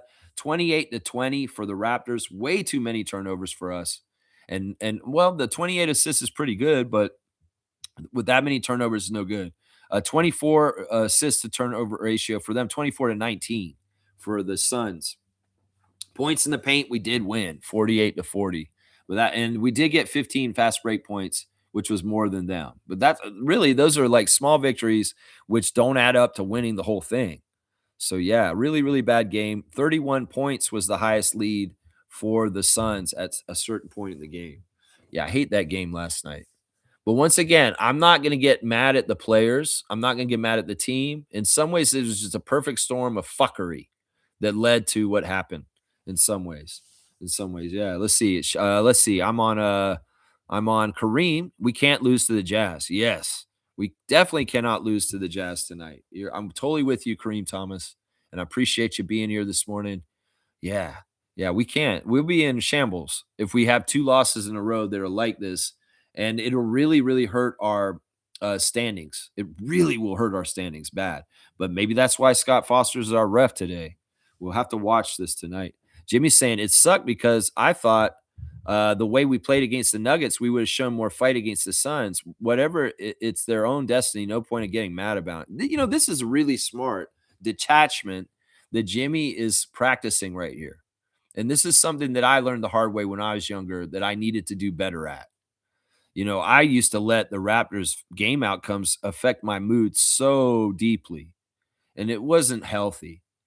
And, you know, I think that a lot of fans need to understand this too. Some people may be doing this already right now, and in some ways it's wrecking their lives. You got to have a detachment. It's not you guys. You're not in the jersey. I'm wearing a jersey right now, but I don't play for the Raptors. So in some ways, it's like you're not the one in the middle of it. If they don't care as much as you do, then you shouldn't care that much. You know what I'm saying? They do care, and they prove to us that they care when they beat the Suns the first time. Last night, it wasn't that they don't care. It's just that they didn't understand the situation completely. It was a trap, and they took things lightly to the degree where they got fucked up. And that's the thing. It's a dangerous thing in the NBA. You cannot take anything lightly. You cannot take anything for granted. You cannot think, oh, they lost to the Bucks last night. They're going to be easy. And that's a trap that we fell in, us on this channel, and they did too as a team, because they really did not take them as seriously as they should have. And this is why this happens. So yeah, I think that you're exactly smart, Jimmy, to detach yourself from this, because it's like, you know, this is when the team frustrates you or makes you feel angry. That's your sign to put it down, go and do something else, and put your head in another realm of what you do, whether it's whatever you're doing in your life, whatever it's work, whether it's a hobby, whether it's spending time with loved ones, whatever it is, go get a distraction and stay away from the Raptors for a little while. If what's happening with them is making you so angry that you need to detach. You need to detach a little bit from there. Yeah. Because the other thing we got to remember is you never ever want to in life put your emotions and your feelings in the hands of others.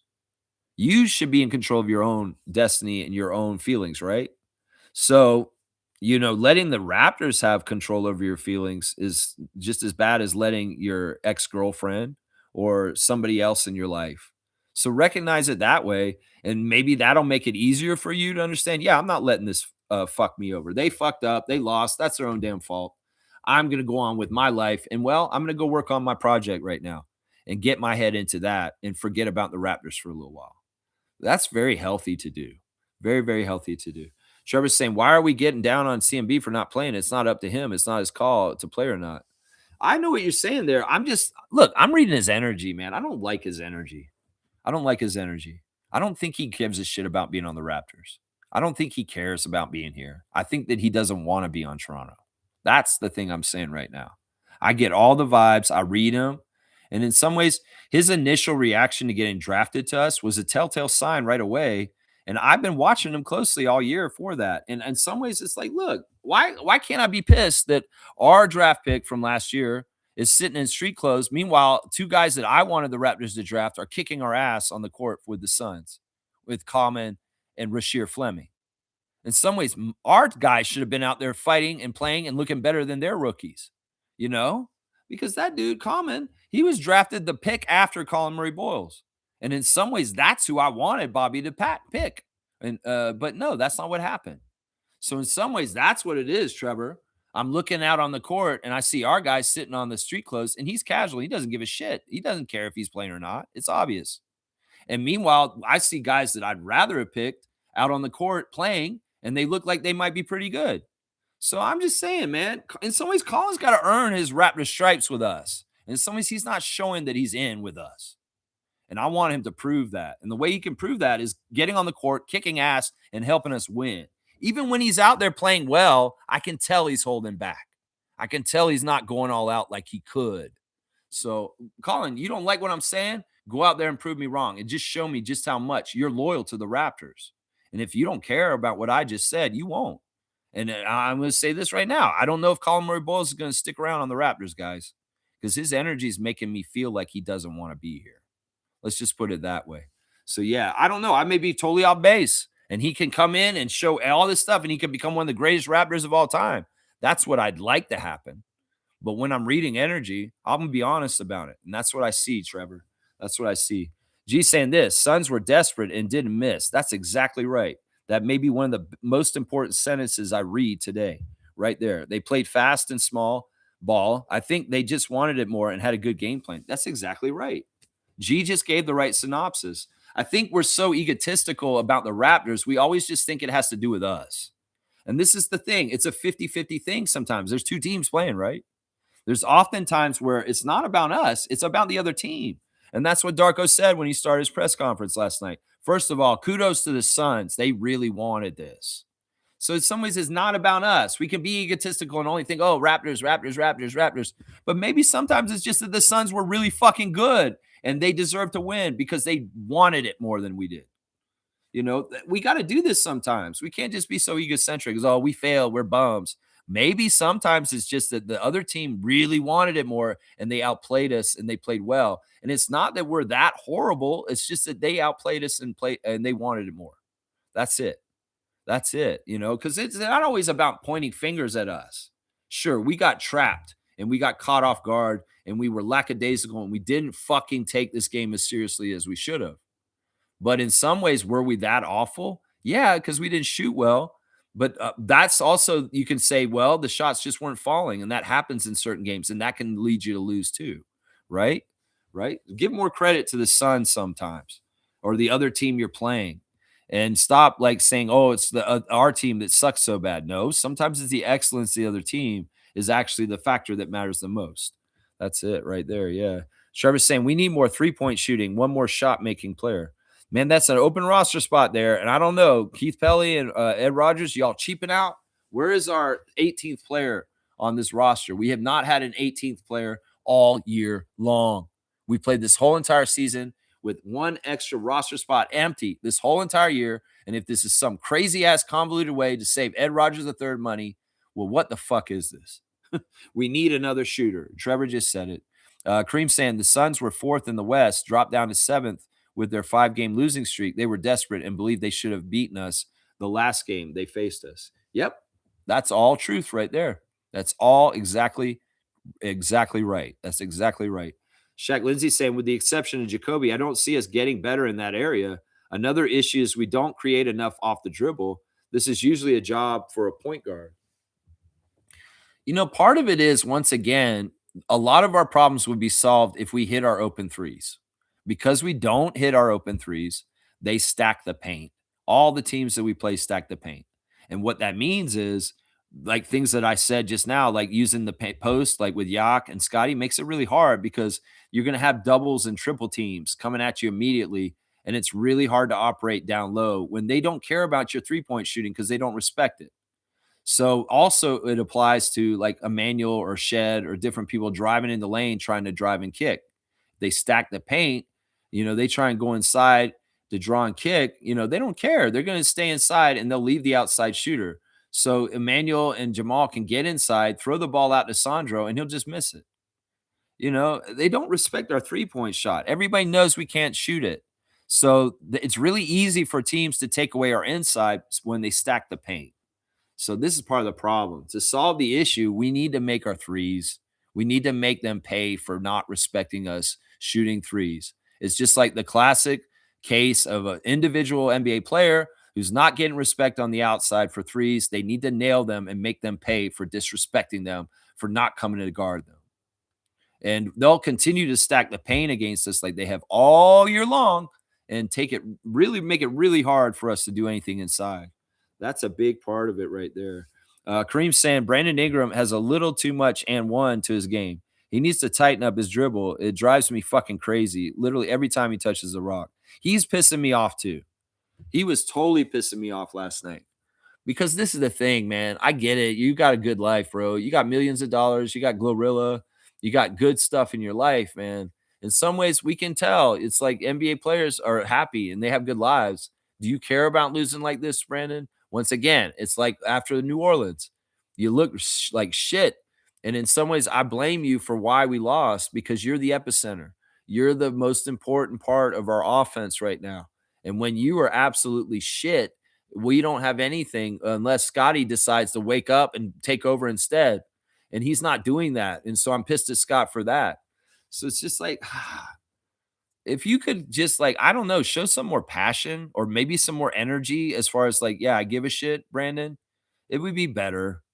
Cause like, look, you can show energy when you're doing everything all right and smile and feel good. But there's often times where you're failing and it's like you don't care.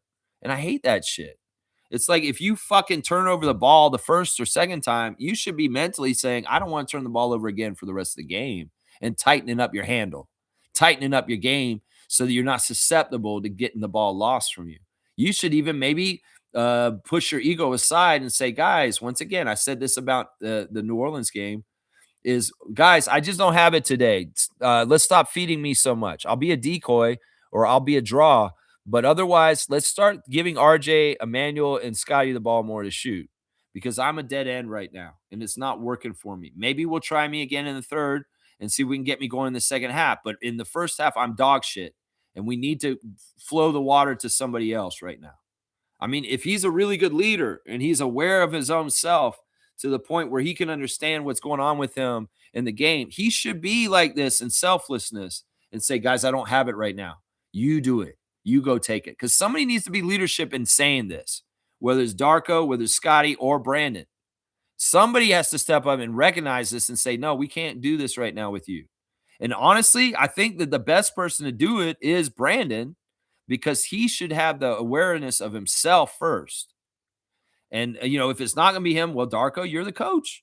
You should fucking recognize this shit and start drawing up plays for Barrett or Barnes instead, and stop trying to go that well. Maybe they realized he was doing so shitty and the Suns were kind of covering everybody else up and say, yeah, go ahead and go to Brandon. We don't care because he's off and we're able to agitate him to the point where he is ineffective. And that's it right there. That's it right there, man. Let's keep going. Jimmy's saying we should be showing some effort as well. We are a game and a half ahead of the 9 seed. We're in the same boat. Yeah. Like the way the Suns fell, we don't want to do that ourselves. And Raptors, if this doesn't light a fire on your ass, I don't know what will. This is a historic, in some ways, kind of like situation with this race with the Eastern Conference in the playoffs right now. There's such a jumble, and there's so much possibility between 5 and 9 that y'all don't want to be at the bottom, just like everybody else in the States wants. You want to be at the 5. You want to be at the 5. You don't want to even be at the 6, because the 6 is New York, and we don't play well against the Knicks. And in some ways, that's not the first round matchup we want. You know, it's just frustrating. Well, last time this happened, we called them out and they came and kicked the Suns' ass. So I'm calling them out again. You got to play the Jazz and beat their ass. And not only do you have to beat the Jazz, you got to beat Scott Foster tonight too. That's right. You got to beat them too. Reggie's here. Good morning, Reggie. Thank you for supporting the channel, Reggie. I appreciate that. Tonight is a game the Raptors should get. Utah wants to lose. Toronto has to win. I know. That's what I'm like. This is why. But don't get trapped by this. The psychology of Scotty Barnes today can't be, oh, they are trying to lose because they're tanking and they've lost 13 of their last 16 games. Oh, they're trying to lose. This will be easy. No, don't start thinking like this. That may be how y'all thought yesterday and got you in trouble. In some ways, I don't trust this to the point because in some ways, what happened last night has given me trust issues. And I'm like, yeah, sure. I can see how bad the Jazz are. I know that they're actively trying to lose on purpose, but I don't trust this still. And if the Raptors don't come in and do it professionally, play like they did against the Bulls last week, where they routed them, even though they're a bad team, and they just really took care of business. You know, if you leave a sliver of closeness at the end of this game in the fourth quarter, Scott Foster will screw us over and make us get an embarrassing loss that will propel us into the play-in and put us down lower. And that may be by design. I think that that's part of the reason why this ref crew is there. So don't fall for some bullshit, Raptors Nation or Raptors, that, oh, it's the Jazz. They're tanking. They're trying to lose. This will be easy. Oh, we should win this easy. No, we had that attitude yesterday, and we got burned for it by the sun. And we don't need to do that today against the Jazz. So seriously, understand you guys are going into a very difficult game, even if their record looks like shit. Because honestly, the NBA, you might be playing 5 versus the league today. Seriously. And you may not even realize it on the down low. You're going to see those calls from Scott Foster and Ray Acosta tonight, and you're going to understand they're out to get you and hold you back, even against a shitty-ass tanking team called Utah Jazz. In fact, Scott Foster may be coming to Utah today to show a masterclass of ref manipulation. Yeah, Adam, you want me to go and make sure the Jazz beat the Raptors today? That's tough. You know the Jazz aren't trying to win. I like the challenge. I wonder if I can make this happen. I'll try my best, Adam, to see if I can get the outcome you want.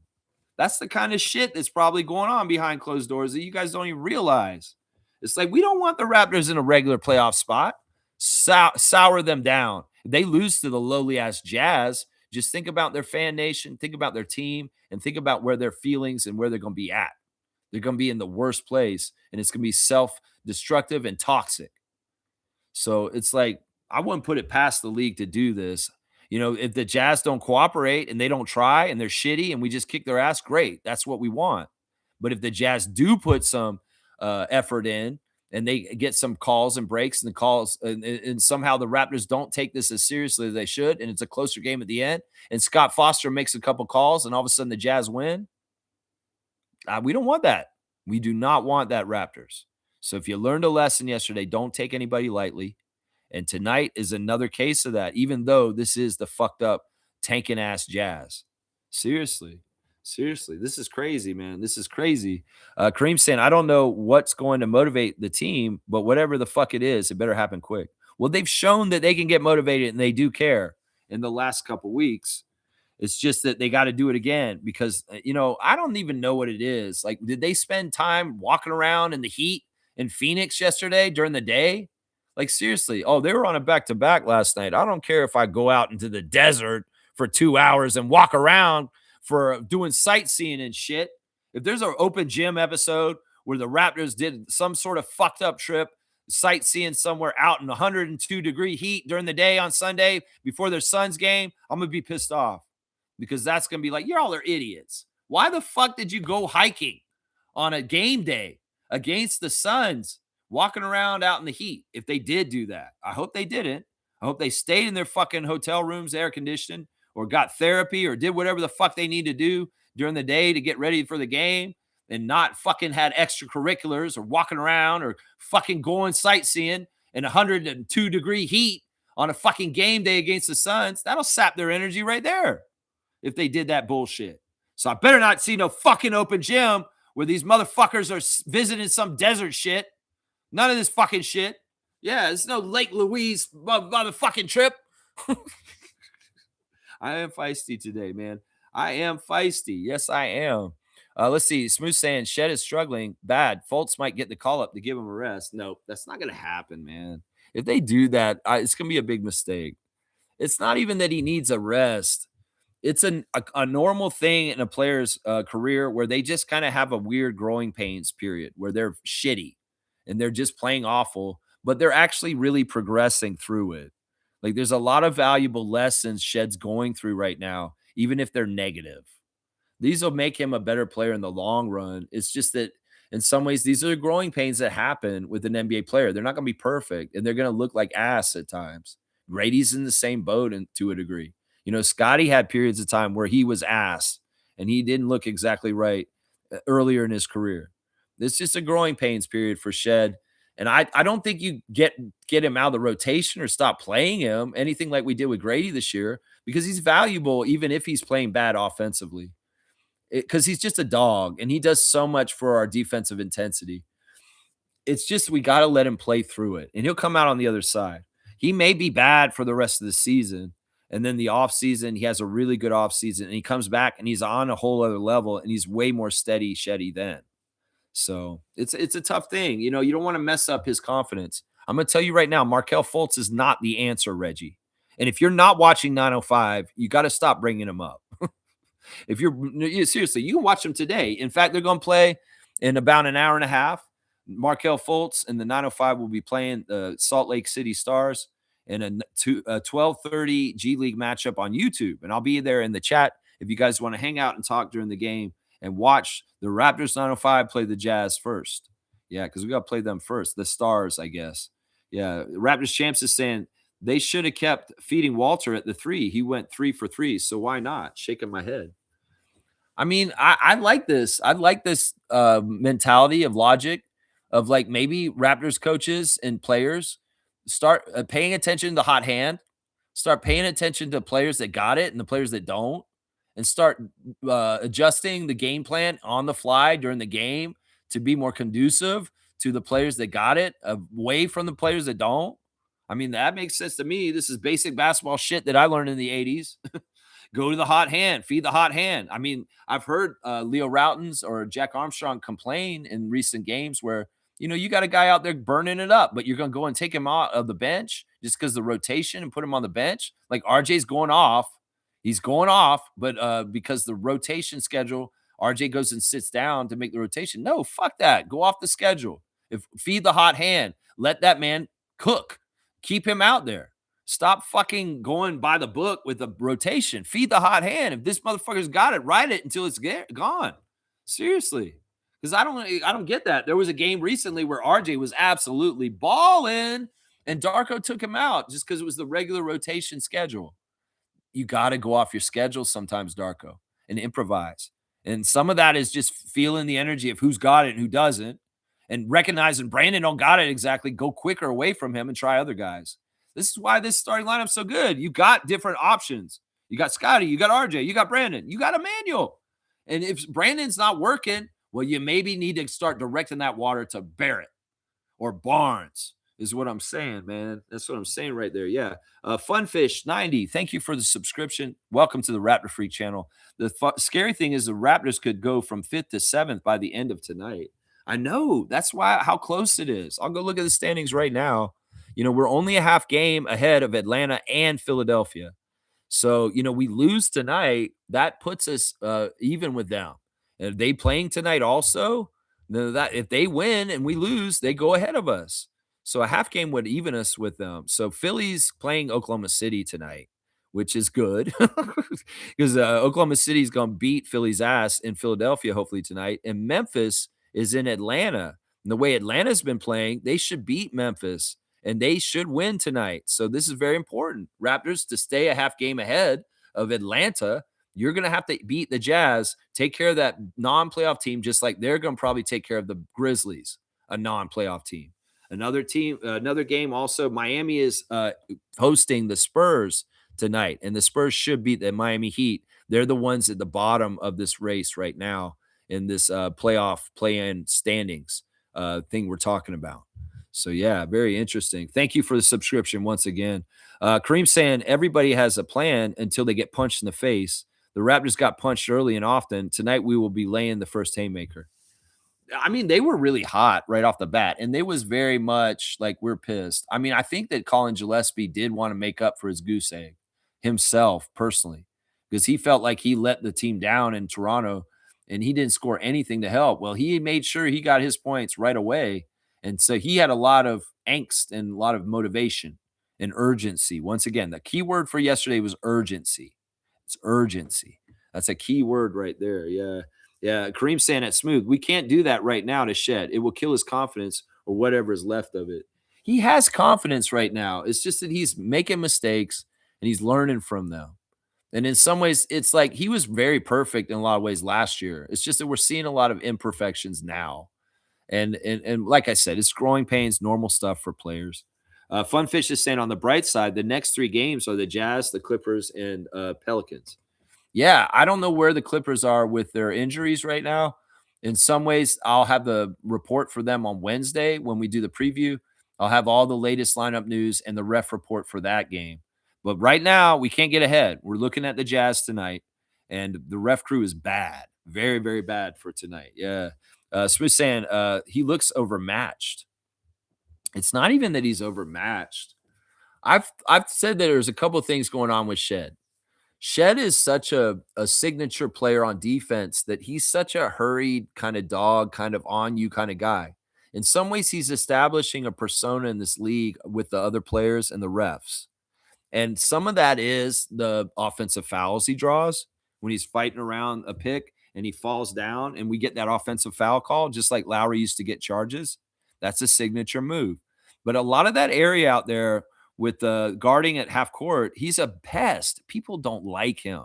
There's people, he's getting rotation around the league for being a dogged defender that you hate playing against. So in some ways, he's getting ire from other players like the DeJounte Murray getting fired up and getting on top of him, because DeJounte Murray's pissed at Shed because Shed is hard to play against because he's a dog and he's all up in them. He's bugging them and shit like that. The other side of it is the refs. The refs want, some of them respect the way he plays and they actually give him calls, but some of them don't like the way he plays because he's very physical and he's very much a stymieing kind of guy.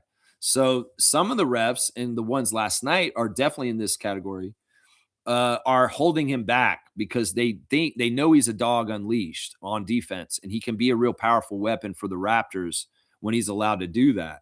You know, it's kind of like Dylan Brooks.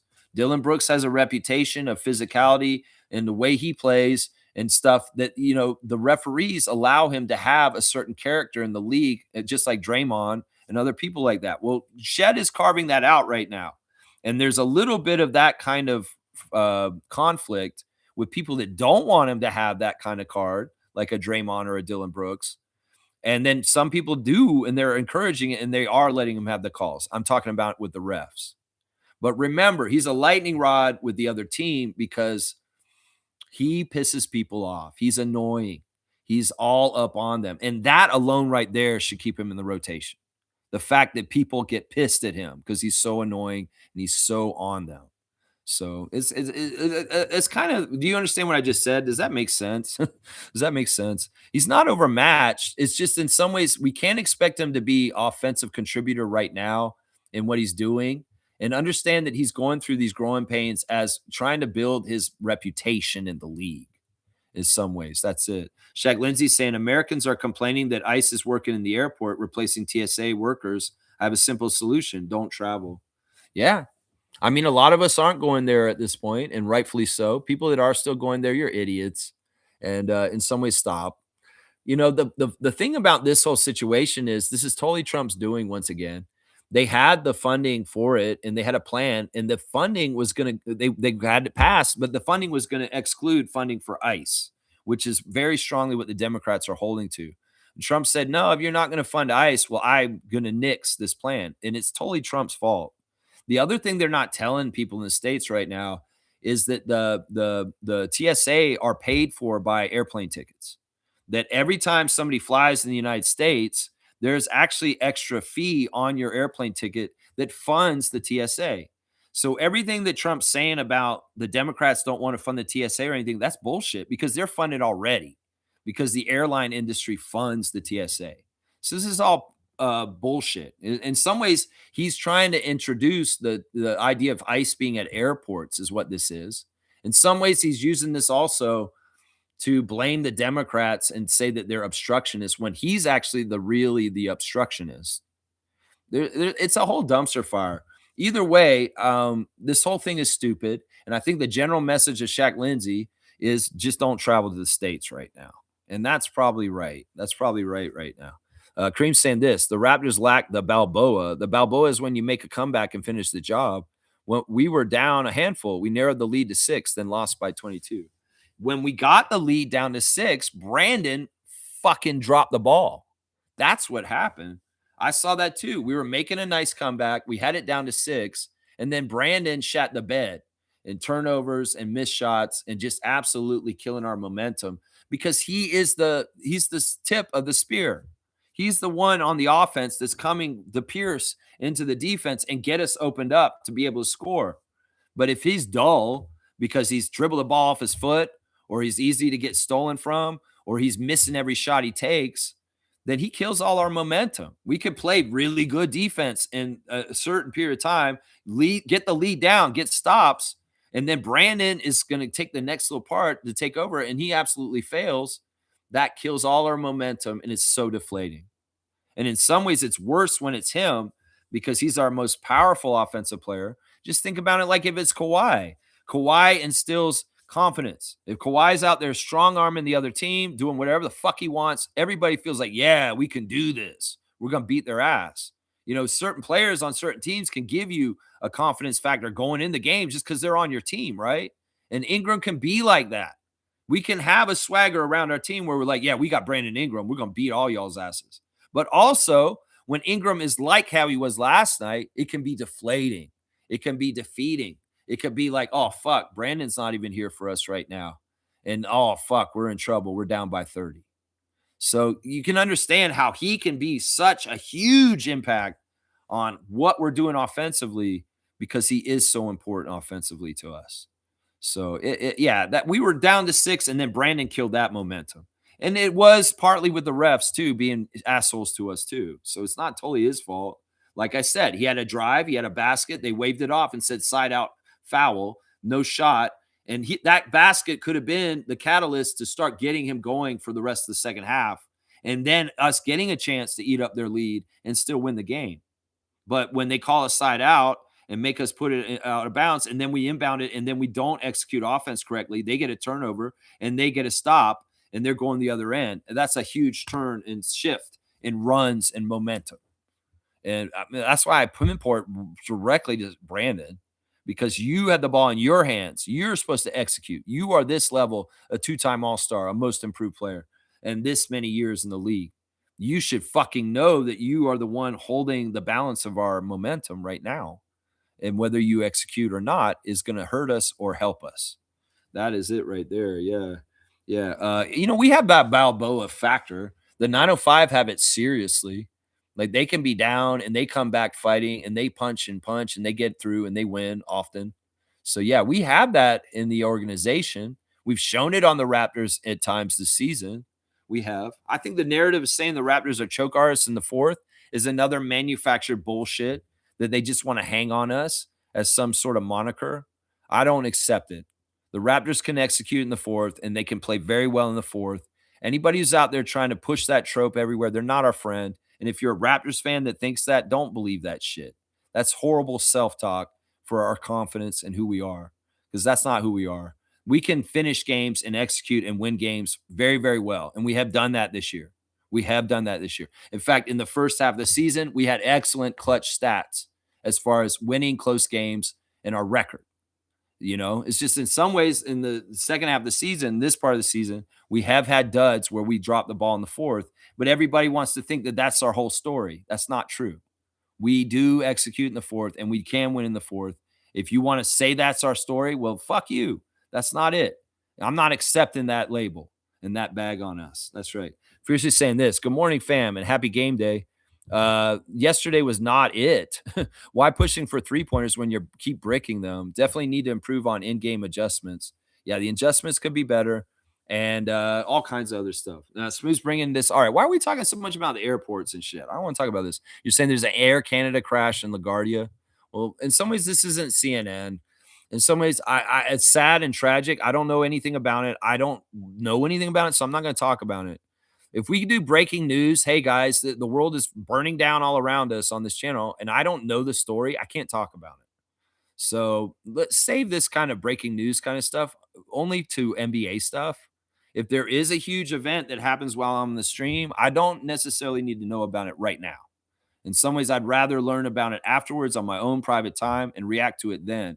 This shouldn't be spraying calamity and stuff on Lex on the middle of his live stream and see how he reacts to it. We shouldn't do this. If it's basketball and it's the Raptors, we'll talk about it. I didn't mind the comment about the TSA thing, even though I kind of didn't want it. But yeah, in some ways, there's going to be horrible things that happen in this world coming up. And I don't want to have breaking news, Lex.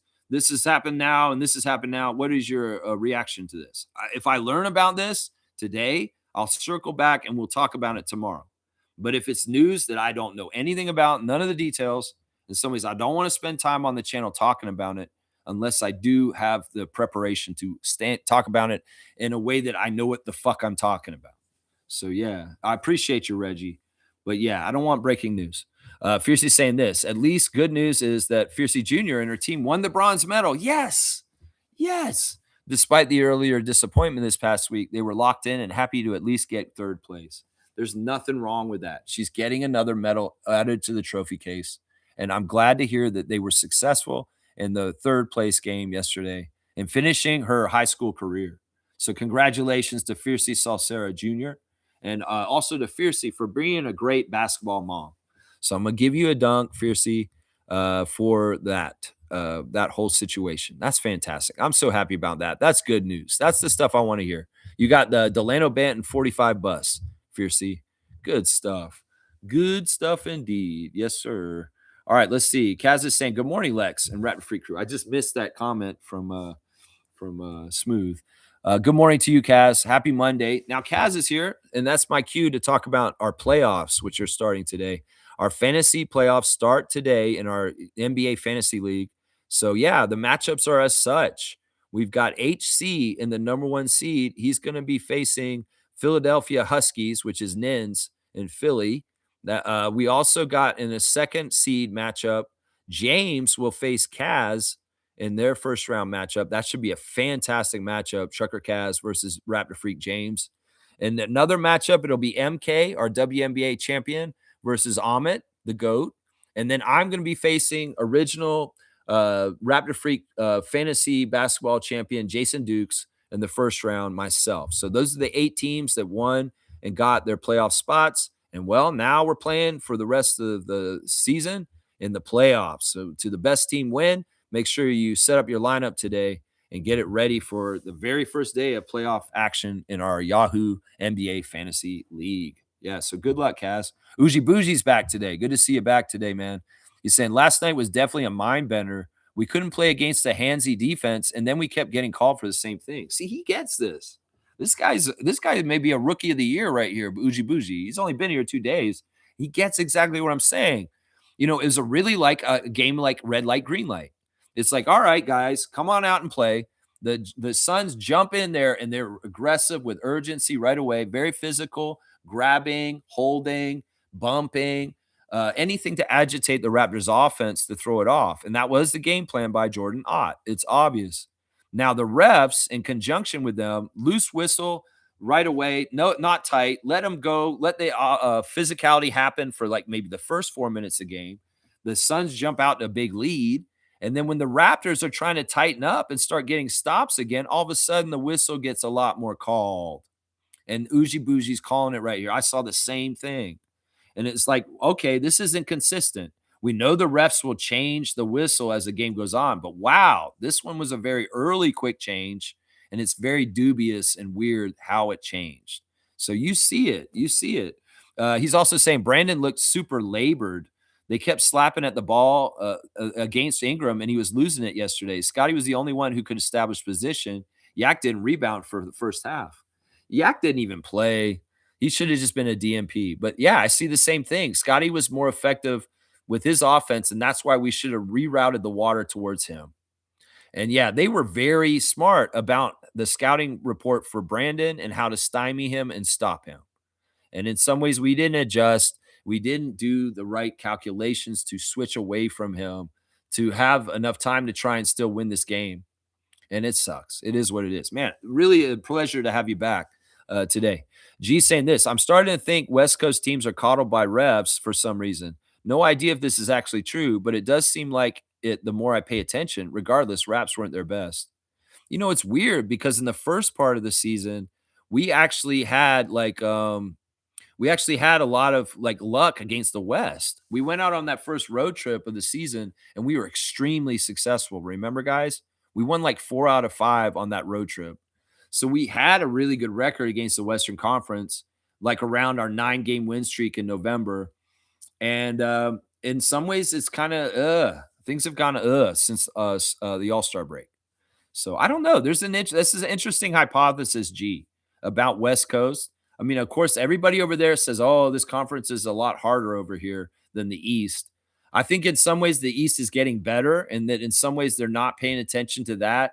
But I think that historically, yes, the Western Conference has been the overall tougher conference. I mean, Washington is in the Eastern Conference. But, you know, and Fred talked about this on Unguarded recently. It's like, yeah, switching from the East to the West, this is tough out here, man. Every team out here is stacked, and it's so hard to play in the Western Conference, is what he said recently on his show. So Fred recognizes it as a player who's played in both conferences, the switch from the Raptors to the Rockets and the teams that he plays. So he believes this, that the West is much tougher than the East himself. I don't know. I'm going to pay attention to this too. And I'm glad that you brought this up, G. I am going to pay attention to this. You know I'm going to pay attention to the refs. That's right. Raptors Champs is saying that is the assignment for Brandon. Body him, slap at him, you got him. That is going to get worse in the playoffs. Yeah. Yeah. And that's why I liked the changes they made against the Suns in the first game, where they flattened the defense and let him operate by himself one-on-one, where he can really beat a guy one-on-one easy if there's no double coming to slap him and stuff like that. Or the other thing was to give him the ball instead of trying to feed it to him, let him bring the ball up as the ball handler and let him engage into the offense from that way. I think one of the biggest problems the Raptors have had all this year is forcing things, whether it's trying to force a pass into the paint like Scotty did last night. He tried to force a pass to Jakob when there were fucking 3 guys in between him and Jakob, and it was an easy turnover for them. You know, forcing stuff is never right. Whether it's you have the idea, we're going to force the ball to Brandon on this possession, we're going to go get him no matter what. What if the other team knows this and they're absolutely trying to stop you from doing that, and they will stop you and get the turnover because they're reading into that? Or if Scotty's trying to feed a post guy, or they're trying to force the ball into the inside and they're covering that up real well because they stack the paint. Like I said earlier, they got to read this shit better, and they can't be just forcing stuff because that was the plan in their mind like 5 seconds ago. They have to change in the millisecond and read the defense. And Scotty, if it's real crowded in the center lane, don't try and force the ball to Yak in the post when there's fucking 3 Suns right there and they will interfere with the pass and it's a turnover. You've got to not have your heart set on this is what I'm doing on this possession and try and just go through strong arm it. Unless it's you dribbling with your back to the basket down and then dunking it on their heads. You can premeditate that way if you can go and do that. But don't premeditate trying to pass in or force balls to people, because it's often turning into a turnover, or forcing Brandon as the offensive option and trying to do that. That's a big problem too.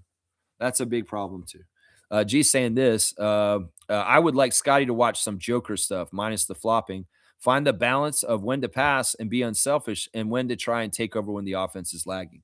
Yes, some of it is the journey of Scott as perception and learning the split second decisions through reps and experience and learning, like, yeah, this is what Luka does when he's doubled this way, and this is how he makes it work. This is what Jokic does. This is what Devin Booker does, as far as like reading whether to shoot or pass and what time and when to call his number or when to get it to somebody else.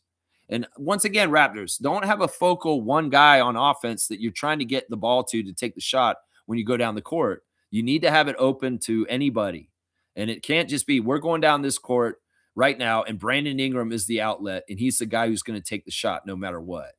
Because if they know that, they're going to guard it up and they're going to stop us. They're going to stop us. Yeah.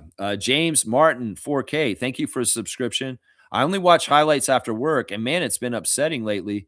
I wish this team can play to their full potential every game like they have the talent and ability to. I don't see why they don't. There's a lot that goes into the NBA more than just like surface level. A lot of people say that, Fred said this on Unguarded, that it all starts from the top. Some teams are bad because of their ownership. Some teams are bad because of their GM. Some teams are bad because of their coach.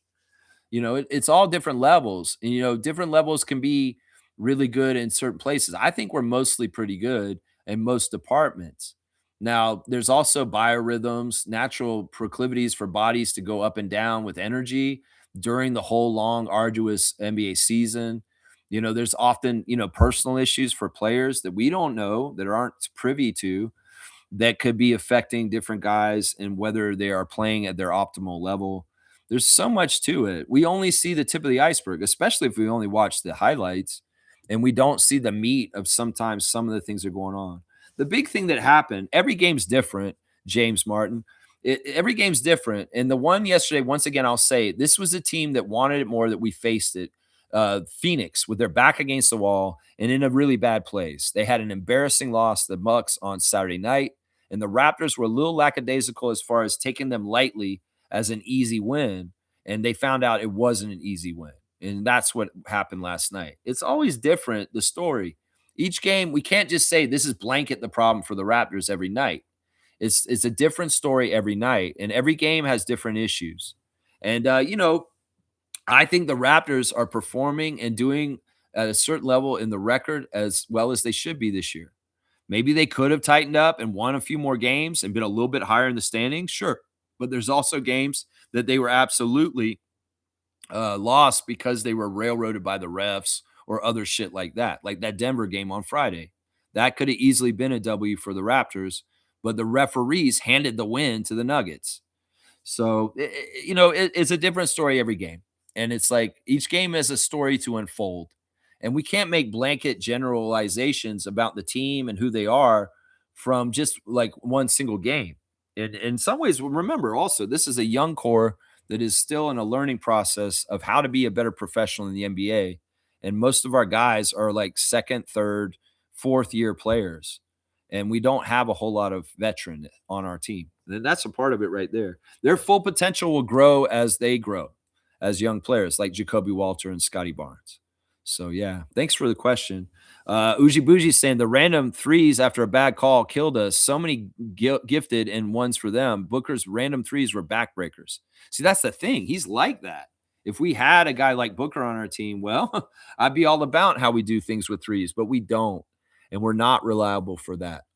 And yeah, I always get mad because the new NBA puts so much importance on the three, and I feel like it's stupid. Basketball is still basketball. You can score at all three levels. The dying extinction of the mid range is so stupid. And the Raptors, once again, I said it earlier in the stream. If you go 0 for 5 from three, but if you go inside on those 5 possessions and you get 3 for 5 inside, you're getting 6 points. And the other way, you're getting 0. So, yeah, the analytics only work to a certain point. You can say, oh, it's analytically smart to take a lot of threes. But if you don't make threes a lot, it's not. And it's better to go inside and get a score every time down the floor, even if it's only 2 points. That's where I'm like, man, analytics are full of shit. In some ways, everybody making decisions in the NBA off of analytics is dumb. I think it's dumb. And I think that there may actually be a point in the NBA's history soon where people that reject analytics and kind of go the old school way with the eye test and just general common sense with basketball may actually be the innovators and actually find success in a purely analytical world that we may be going into. That may be a wrinkle in a way to be different and actually have success because you're not doing it that way. You know what I'm saying? I hope that they do this. Uji Bougie saying quickly disappointed me the most. So many nothing games from his sadly. Brandon, when he plays sloppy, gives up, but quick completely disappears. I didn't see this. I mean, if you want to say that he disappeared because he didn't play in the second half because Darko stopped playing the starters at a certain point, you could say it where that makes sense to me. But I won't say that Emmanuel had a bad game yesterday because he didn't. He didn't shoot bad. He just wasn't a lot of quantity. And when we were going to Brandon, we probably should have been going to Quickly more. Maybe Brandon instead of Brandon, RJ, Quickly, or Barnes. We should have been doing that. Because, I mean, I did his box score earlier. And to me, Quickly was actually like he had good production for a first half, 11 points, 4 of 9, which isn't that bad for shooting. 1 of 5 from 3. Could have made a couple more threes, sure. But yeah, and maybe he should have got more assists. But it's not a bad stat line for a first half of play. If he had played a full second half, he might have rounded out a game that would have been acceptable to you, is what I would say.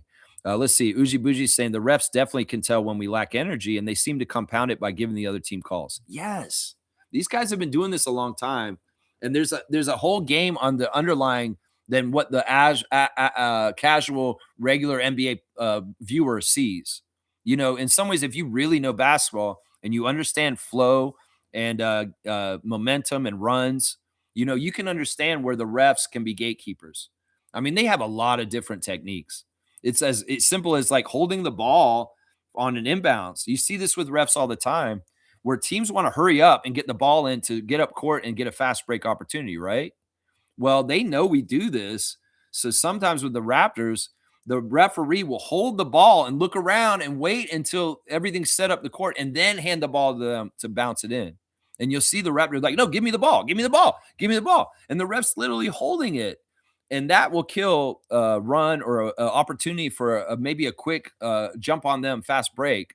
It's literally the referee helping the other team set their defense and get set and get back is basically what that is sometimes. I often wonder, why are they holding it like that? Why is the rhyme or reason? Sometimes they give it right to the other team real fast and they feed it to them. And that may be a sign that shows that they are trying to help this team get fast break and get it going on the other team and jump on them without having their half court defense set. So yeah, this is something about on this channel is that I talk about a lot is ref manipulation and the little subtle things that referees can do to turn the tide in games that you may not totally notice if you're just casually watching. Yeah, and I can see you see it too. I can see that. Yeah. Uji Bougie saying they need Scotty to work like with Hakeem or Charles Oakley. Interesting. He needs that grit, just shoulder and dream shake on them. His post fade and stop shot have been so effective this year. Needs to focus. You know, honestly, I don't think it's anything he's doing. I think he's doing all right. And some of that stuff would help. I mean, if he went to work with Olajuwon, which I don't think will happen, I honestly, even though he was a Raptor and it would be fantastic, with Masai gone, it would have been more likely if Ujiri was here, if Olajuwon would show up.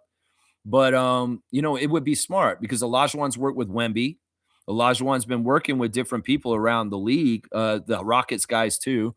And, you know, he could teach Scott some stuff for sure, some dream shake and stuff like that. But to be honest, it's not necessary because a lot of Scotty's motions and movements are very fundamentally strong and very good already.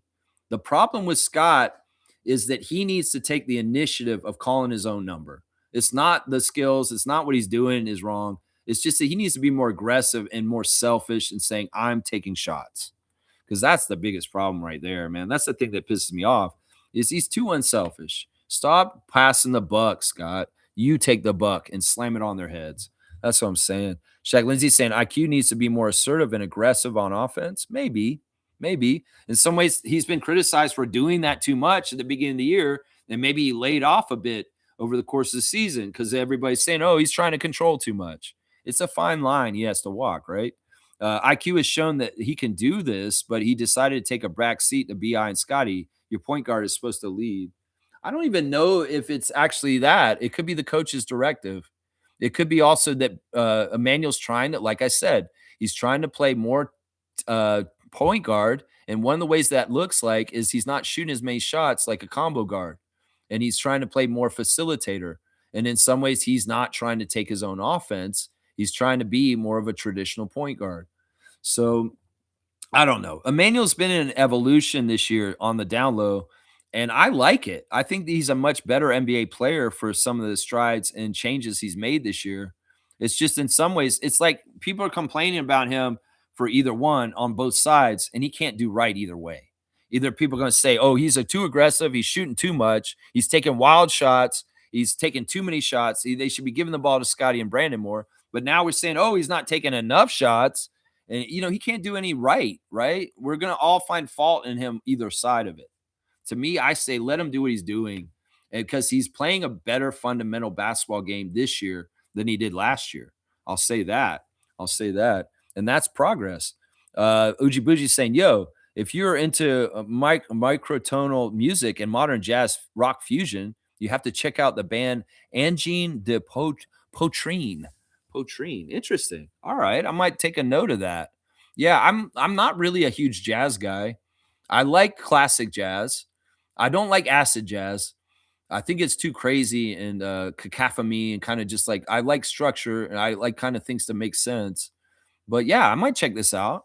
Sure, man, for sure. I like music suggestions for sure. I appreciate it. Angine de Poitrine. I'm gonna guess this may be a French Canadian person. Maybe. Let's see. Yeah, definitely a unique band out of Quebec and Canada. So there you go. I just saw it now. Underground music scene last few years. Okay, cool. Especially if it's somebody who's not that mainstream and they need more notoriety. I definitely like to support more local underground kind of stuff. Awesome. Shaq saying IQ is not a shooting guard; he's a point guard. Stop using or playing as one. Yeah, I mean, everybody's trying to say what he is, but the thing is, he's like a car. You can switch him from different gears. If he really has to play like a combo guard and a shooting guard for what we want him to do, he'll do it again still. It's not like he forgot how to play like he played in New York. It's just that he's really trying to be a real point guard at this point. And it's different. It is a different kind of style of play. But honestly, Emmanuel can do either. It's like it just move the shift stick and put it whatever gear you want him in. He'll do it. He'll do it. Uji Buji saying, I agree, Shaq Lindsay. Quickly has disappointed me the most this season overall. Vanishes way too often. See, this is great about this channel. This is a great place for us to disagree and agree at different times. I can't see this. The most disappointing player this year is obviously Grady Dick. And Emmanuel Quickly, he's been getting a lot of extra hate this year that's not necessary, honestly. Whether it's from the beginning of the year and the stuff that came at him then. And then, we got to remember, Emmanuel hit some key game winners and won some games for us this year. He's had absolute monster games. And he's been very solid for us overall. Maybe he had a 1 for 12 game last week, but we won the game against the Pistons. It's tough because I don't see this. And in some ways, people singling out or going after Manuel this year, I just have not agreed with any of that energy at all. I feel like he's been transforming once again, like I just said, and it hasn't been easy. And once again, maybe a little bit like Shed, there's growing pains. But for the most part, Emmanuel's been consistent in the way that I think he has been, as far as, he's made games, he hasn't missed games. And also, he's been setting the table for pace and a lot of stuff on the download that doesn't necessarily show up on box scores. In some ways, he's doing a lot of stuff there. So, yeah, I can't agree with this on you. I've agreed with almost everything you've said so far you've been here, but I can't get with you on this. Grady's the most disappointing Raptor this year. That's by far. Shaq Lindsay saying, I still can't understand why we got Jackson and we didn't fill that last roster spot with some shooters. We got Jackson because he's a project. He's a young player that's in the timeline with our guys, and he's a keeper. And they've made it known that they see him long-term on the Raptors, and they want to bring him along more and more as a big man project for our team. I can't hate any of that. But like I said earlier, the way he played in the game last night showed us why he's not in the rotation. He's not ready with our system. And it's going to take maybe a summer around the team and orientating himself with our system and getting more comfortable with our team. And then, next year I could see him being a rotation player like Sandro. It's just right now, he's not the right option. And, in some ways, we could even look at TJD as insurance just in case Mamu cashes out and takes off. That, if Sandro's not on our team next year, it could very well be Jackson Davis is taking that role next year. And with a whole summer of hanging out with the Raptors, doing summer league, doing training camp, the preseason, he could be more integrated and more trusted by Darko to get rotation minutes. That's part of it right now. Is they're not saying it outright, but Darko doesn't trust TJD to be rotation right now. That's what it is. And in some ways, the way he messed up with Grady at the end of the game, it proves exactly what he's worried about. So I don't know why they're not filling the last roster spot. I can only speculate that it has something to do with that. Uji Buji saying Jackson Davis was a player less cheap transaction to try and get what we hoped would be a rim threat for lobs and rebounder shot blocker. Only gave up 2 seconds, but he's underwhelming at best. Well, it's weird because on the 905 and the couple of games he's played down there, he's been dominant. The first game he played down there, he looked like Shaquille O'Neal. And he has a lot of good attributes. He's a very good passer. He's absolutely a lob threat. He has a shot blocking aspect to him. It's just he's a project. Once again, in some ways, think of him kind of like what Shamshe was before he got taken from us. So it's like, in some ways, he's in that spot. He's in that Shamshe spot. And he's kind of like I said, I could see him being in our rotation next year. It's just he needs a summer of working with us to really get integrated. And then after that, he could be around a bit there. Yeah. But yeah, he's been underwhelming last night. But for the most part, a lot of the stuff he's done around Raptors organization, especially 905, has been very promising. Let's just put it that way. I want him to make his free throws better, though. Shaq's saying, with the way we were playing, I hope we play Detroit in the first round. Jeez. Jeez. I mean, I don't want that, especially if Detroit's going to be the number 1 seed. And that means we got to go through the play-in to get there. Yeah, we don't want to mess with the play-in, man. The play-in, a one and done, is absolutely a place where ref manipulation will write storylines and cut a team they don't want in the postseason out. So we need a full playoff spot right there. Yeah. Shaq Lindsay saying, I know people would rather Cleveland, but to be honest, Cleveland getting James and Keon makes it difficult for us to match up. I don't agree with that. I think James Harden is a false hope. And, we still match up with their bigs and the different things about them fine, just like we did all season when we swept them. So I don't agree with this. The matchup, the best first round matchup for us is Cleveland and staying in the 5th spot against them. If the best first round matchup is Cleveland with us in the 4th spot and them in the 5th with home court advantage. That is the best matchup right there. It's probably not likely though. Trevor J saying all teams' plans is to stop us down under because we are really good going to the basket. Once we get good shooting, all these games plans against us will be over. That is when we become more dangerous. That's why when we do shoot well in games, we beat teams is because, well, they're going to give us the shots. We got to make them pay. That's just the general theme right there. Raptors champ saying Phoenix game plan was to make Brandon a passer, but the problem is Brandon doesn't pass it out of the double quick enough. If he was passing more timely, expect more open shots and more ball movement. Yeah, they just disrupted him really well and threw him off. And it really was physicality and just grabbing and holding and bumping.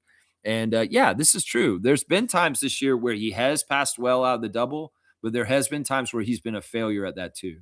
He passed really well out of the double against Detroit. There have been times in the past week where he did a really good job with this, but he didn't last night. And some ways he didn't even get a chance. And it wasn't even totally doubles that were getting him. They were covering him one-on-one, and the one defender on him was able to just bounce and put him off his spot just enough that he was ineffective. Smith saying, I think Akeem offers private training in the summer for $50,000. That's what I've heard from my family in Houston. That's interesting. I don't know if he's necessarily the right guy. Like I said, I don't know if Scott needs to see Dream Shake. I think that Scotty's got Brian Macon, and he's trained him really well with a lot of the low post stuff that he's learned and what he's doing right now. I mean, I really don't see Scotty's low post game needing much. It always could get better, but there's nothing wrong with it.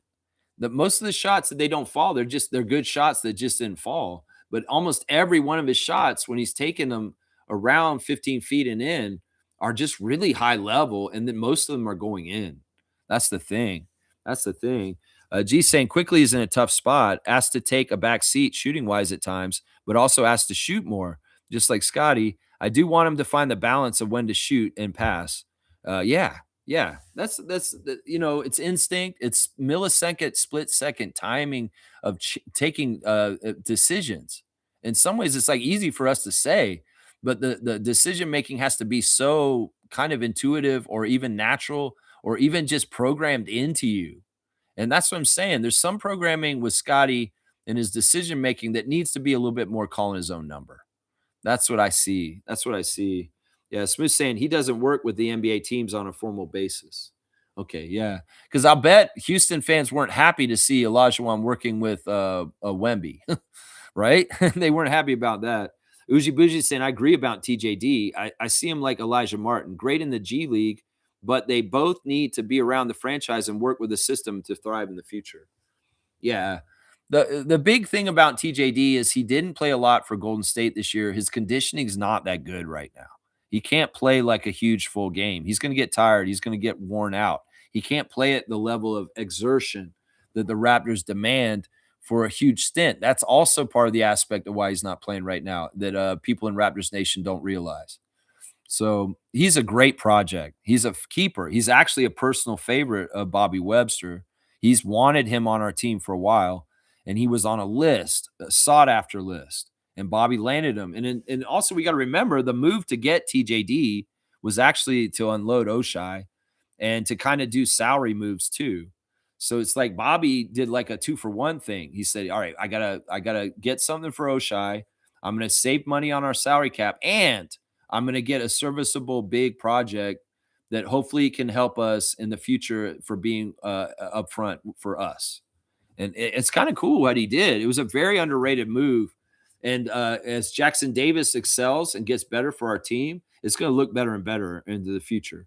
So Stargate saying, I'm more into old school jazz fusion artists like Earl Klugh, George Benson, Jose Feliciano. Man, yeah, Jose Feliciano is awesome, man. I've been watching old episodes of the Midnight Special. They have the channel on YouTube, and you can watch all the old episodes uncut. And you see all the great old stars of the 70s singing. And Jose Feliciano did an episode that I watched recently, and he is such an amazing artist. You know, he wasn't really big when I was a kid in the 80s at that point, so I didn't really know who he was. But y'all definitely check out the Midnight Special YouTube channel. They have full programs and in order. And man, it's just such a cool blast from the past to see a variety show like that with such high level musical artists from that time. And they got good comedy in there too. I mean, you'll be watching it, all of a sudden George Carlin comes out and starts telling jokes. You know, it's pretty cool stuff. And you'll see like Ike and Tina Turner next singing songs. And then boom, there's the Guess Who. There's a Guess Who. And boom, there's Ravi Shankar. And holy crap, this is all on the same show with Wolfman Jack. I'm the Wolfman, you know. It's a good show, man. Also Bob James and Bruce Hornsby. Bruce Hornsby in the Range. Yeah, in some ways, what do you say about the game last night with the Suns beating us like that? That's just the way it is. Things will change though tonight against the Jazz. That's right.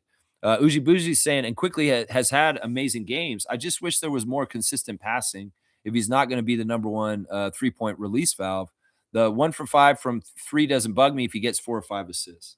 He did lack the assists yesterday. That's a fair thing to say. But, you know, if you look at most of his games this year, he's getting like 7 assists, 0 turnovers, or 9 assists, 1 turnover. So he's doing this mostly right.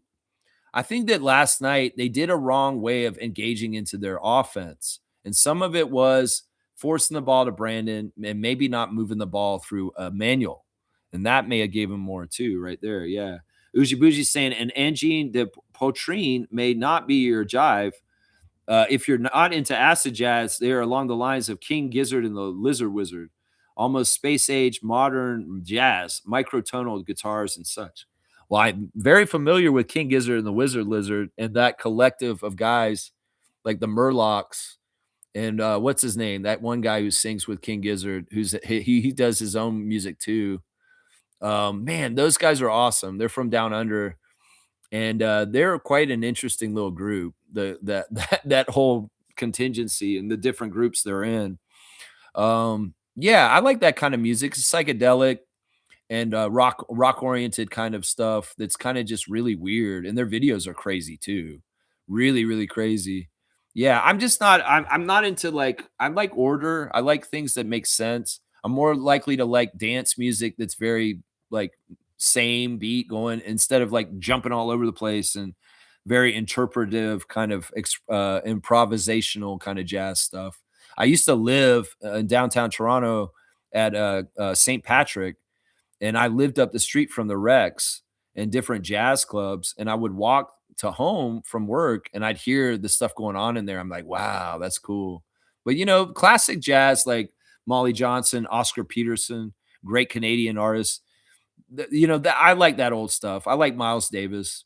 I like that old stuff. It's just kind of like, just classically, just just really top notch. Sometimes stuff like Monk, Thelonious Monk, or different stuff like that, that gets a little bit too all over the place. It can kind of drive me nuts. You know what this makes me think of, Uji Bougie, and it makes me think you may know about this. What about Mr. Bungle and the crazy horns and the sounds of that band from back in the day? You talk about King Gizzard, the Wizard Lizard.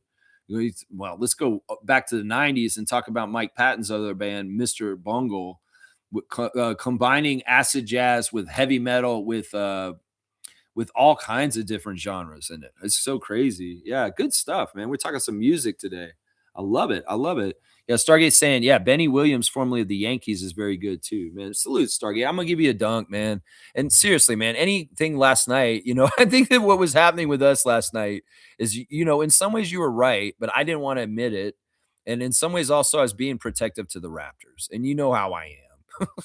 So I'm gonna give Stargate a dunk because in some ways him and I were butting heads a little bit last night, but it was all with love and all out of love for our team. Honestly, 30, you got that Del Curry, man. You got that Del Curry. Yeah. Let's see. Uji Bougie saying, "Love me some George Benson or Herbie Hancock." Yeah, Herbie Hancock. You don't just know Rocket. Rocket, the video, the very experimental, famous video, Rocket by Herbie Hancock, but there's the whole jazz career before that. Come on now. Come on now. I'm going to give Uji Bougie a dunk. You're getting your first dunk for contribution to the talk here today. So Uji Bougie, let's see. I got to write it in. You are not on the spreadsheet yet, so you're getting on there now. This is part of the rite of passage, I guess, if you're joining the Raptor Freaks, that's for sure. All right, you got the Notorious BI3. How ironic. All right, let's see. Clay Allen is here. Good morning, Clay Allen. Thank you for the subscription. The problem is that the Raptors are trying to run an offense like the 2014 Spurs, but they aren't consistent with hitting threes. I think that's right. Because, like, look, man, that's the thing. Did Darko plan to be so bad at threes this year? No. I mean, we do have Dick and Battle. And we do have guys like, Scotty's better at threes this year than he was last year, right? RJ's pretty reliable for threes. Jacoby has been very reliable for threes lately. But I think we were dependent on certain guys to be more dependable on threes in a certain way, and that would have helped with this immensely. We having this weakness on our roster and not this fleshed out has been absolutely killing us on the down low. And I think that, this season could have gone even better if this aspect had been taken care of better, for sure. Absolutely, for sure. Man, great first comment. And man, this guy's showing that he knows some stuff because he's talking about 2014 Spurs stuff. Wow, I like that. Uji Bougie saying, never mind, you'd enjoy them possibly. They liken themselves to techno and math rock, so it's very formal and rhythmically oriented. Cool. Yeah. I think like some of the artists that I'm really been into that are kind of like this recently. I really like Jungle. Jungle's interesting. They got that throwback sound. It's very party oriented. Silk Sonic was amazing in the last couple of years. Of course, that's a more traditional funk soul outfit with Bruno Mars and what's his name, Anderson Paak. It's tough. I try to keep up with new music, but there's so much bad music. It's hard to find the good stuff, right? Let's see. Uji Buji is saying, plus their imagery and video use is definitely part of them. They are Zappa-esque with character work. Yeah.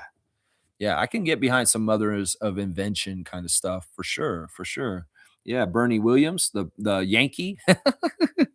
Uji Buji saying, last night was a lesson. So I hope that the boys come out with the fire and work to win against Scott Foster. Yeah. And appreciate your connective conversation. I'm happy to talk to fans who value basketball. Yeah. No problem, man. No problem, man. This was supposed to be an oasis in the world of online for fans that are actually real ones for the Raptors and are sick of the toxic, sick of the people just talking down. Hello and Welcome podcast may have more people watching, but they're definitely going to have like more crashing out and more kind of like nephew takes as far as like, oh, the Raptors are this overreaction. In some ways, we got to look at this to game it for us because nobody else is going to. ESPN's not going to, Bleacher Report's not going to, even Rogers Sportsnet and TSN is not going to game this for us. So having some sort of place in the media sphere where we can just be fans and just honestly be passionate fans that absolutely love our team and want the best for them. That's all I wanted to cultivate here. And the fact that we can talk about all range of subjects like music and politics is great. It's fantastic. And for me, I started it because of the pandemic. I was at home and I wanted to talk Raptors basketball, but I couldn't find anybody. So I was like, man, I'm gonna make a YouTube channel and I'm gonna just like start talking about the Raptors on there. And little did I know, almost 5 years later, it's evolved into more and more of what this is. And as time goes on, we find more and more real, true, passionate fans like you that come along. And I know not everybody's going to ride with me the whole time. Like some people, like Trevor and Fiercey and Isaac and a lot of the Raptor freaks. And some people will come and hang out, and they'll have time, but they get busy in their lives and then you go away. But it's the kind of place that I always think is like, look, I'm not taking attendance. If people can't be here every day, that's great. That's fine. But if you want to come back, know that this place is here every 9:30 and we will be here and you can talk Raptors if you want that outlet. So it's kind of like that. It's kind of like that. Yeah. Yeah. Let's see. Oh, so the guy's name is Bernie, not Benny. I messed that up. I'm sorry. I'm sorry, Stargate. Fiercely saying, sad I can no longer set my lineups in fantasy, but fun experience onto the WNBA Fantasy League. Oh, did it cut you out because you're eliminated? I think I said it that way.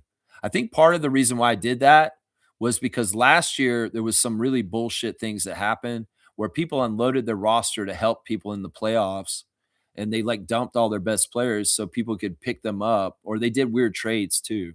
So I think that because of bad people that were involved last year, I had to change the rules this year to not allow that. But you know what? Good job, Fiercey. You had a fantastic fantasy year this year. And yes, WNBA fantasy is going to be coming. That's right. That's right.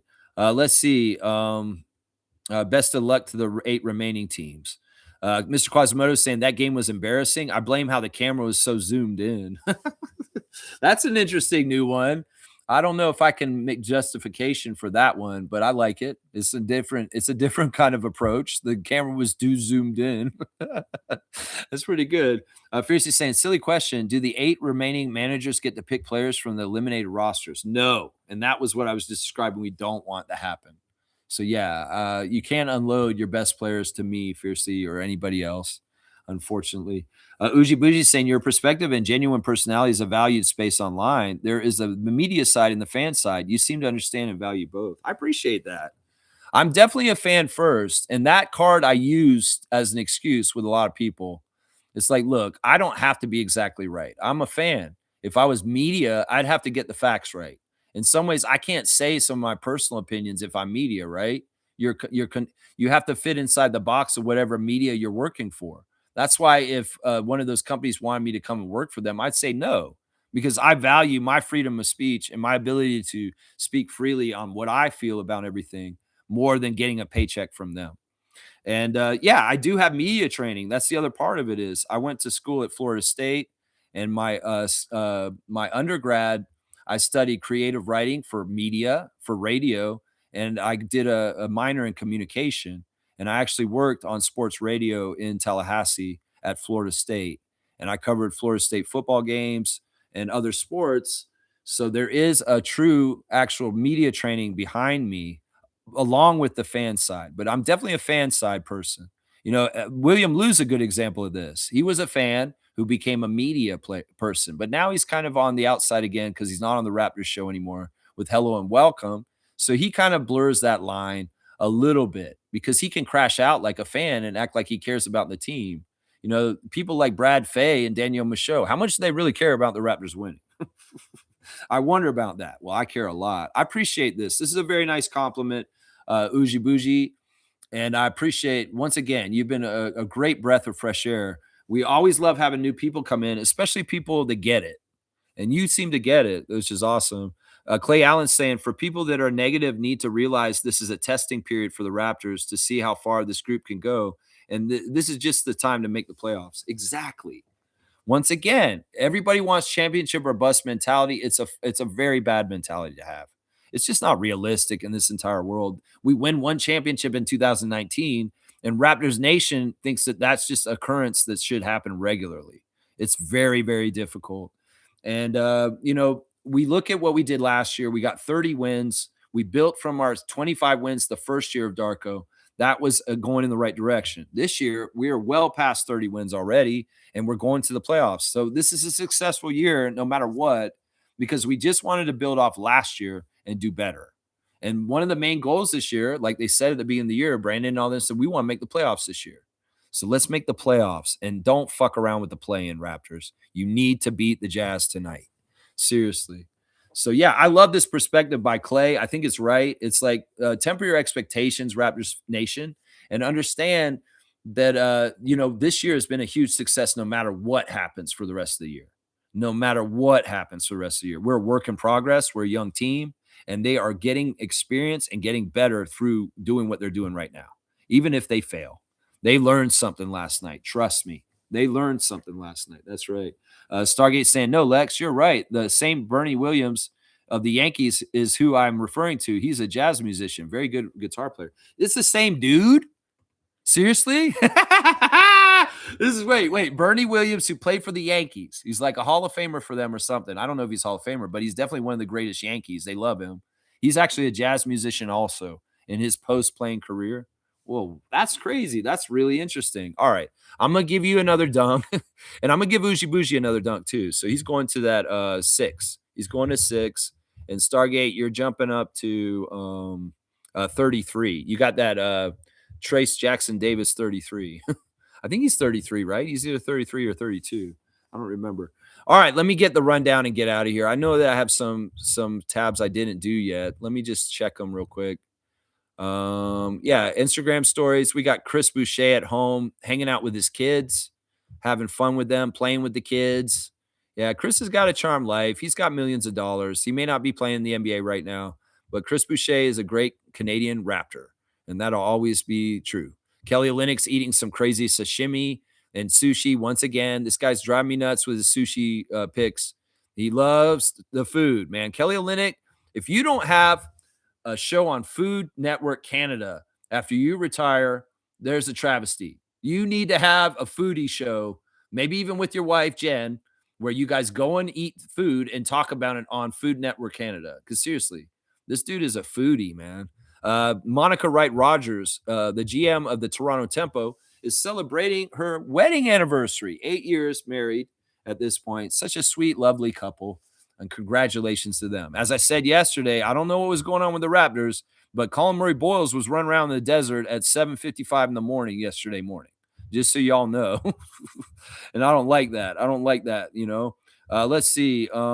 Jamison Battle celebrating his sister, Amaya. Amaya Battle plays for the Minnesota Gophers in basketball, and she hit the game winner for them in a tied game, and I guess in the tournament. In the NCAA tournament. So Jamison's got a sister who plays for Minnesota right now, and she hit something good. We got words of wisdom from Fred VanVleet, and he's quoting Jeff Bezos, which in some ways is tacky. If you can't tolerate critics, don't do anything new or interesting. Ooh-wee. I hope that he's saying that to Sarge. I hope he's saying that to Sarge. Seriously, if you can't tolerate critics, don't do anything or something. Listen, Fred, I'm only standing for you in the pride of the Raptors championship against haters. And a guy who hosts your show should not be hosting your show if he does not respect the Raptors championship. I'm sorry, because that indirectly is not respecting you.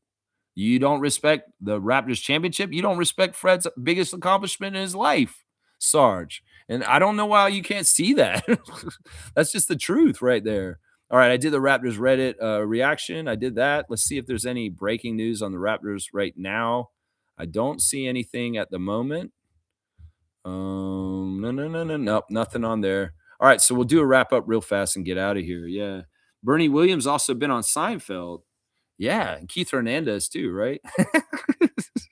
All right, let's see. All right, once again, the Raptors are playing the Jazz tonight, and it's going to be tough. It's going to be 8 versus 5. The Raptors' injuries. Let's see what they're saying here. Colin is, I don't know, doubtful or questionable. I guess he's questionable. Chucky is out. No other injuries for the Raptors. On the Jazz, there's a ton of injuries. Larry Markkinen is out. Isaiah Collier is out. Kayonte George is out. Yusuf Nurkic is out. Jaren Jackson Jr. is out. And Walker Kessler is out. So the starting lineup for the Jazz is looking like it's going to be Kenny Chandler. Oh, Cody Williams is now day-to-day. So Cody Williams may not be playing tonight either. Bryce Sensabaugh, Ace Bailey, and Kyle Filipowski. The ESPN matchup predictors saying we have like an 80% chance to win this game. Now, the refs are difficult, though. Scott Foster is the crew chief. He favors the Jazz. Ray Acosta is the second ref. He favors the Jazz. And John Butler is the third ref. He favors the Jazz. The 905 are about to tip off in less than a half an hour on YouTube against the Salt Lake City Stars. Cameron Jelinas, RJ Johnson, and Erica Parker are the referees for that game. Unfortunately, the Raptors lost the Suns last night. My 3 stars were Scotty Barnes, Grady Dick, and Jacoby Walter for the game yesterday. All right, guys, I appreciate everybody watching me today, talking some Jazz. Oh, wait. Hello. Yeah, y'all got to tell me to get this. That's right. Aren't the Jazz purposely tanking, bro? They got fined for sitting out. I know. That's why this is one of the most devious trap games ever. Let's not get confident like we were yesterday. I know the Jazz are trying to lose, but this is the crazy thing. If we don't play well and the Jazz are keeping up with us, at the end of the game, Scott Foster will do some screwy shit and help the Jazz beat us. Because it may very well be the NBA office wants the Raptors out of the playoffs and the play-in and bury us below all those teams that are just below us right now. And if we lose tonight, think about how we'll spin out in our feelings, and it'll be a really bad place for Raptors Nation in general. So this could be a very manipulated ref hit job on the down low. And like I speculated earlier, Scott Foster could be like, Adam, you want me to try and help the Jazz win tonight, but they're not trying to win. I know, Scott, this is very, very hard assignment for you, but I know you can do it because you're the best at this. Man, I don't know. The Jazz are actually not trying to win. I know, but make them win somehow. Watch for that tonight, Clay, and see if old Raptors Freak understands the referees on a level that we're not even paying attention to, because that shit could happen.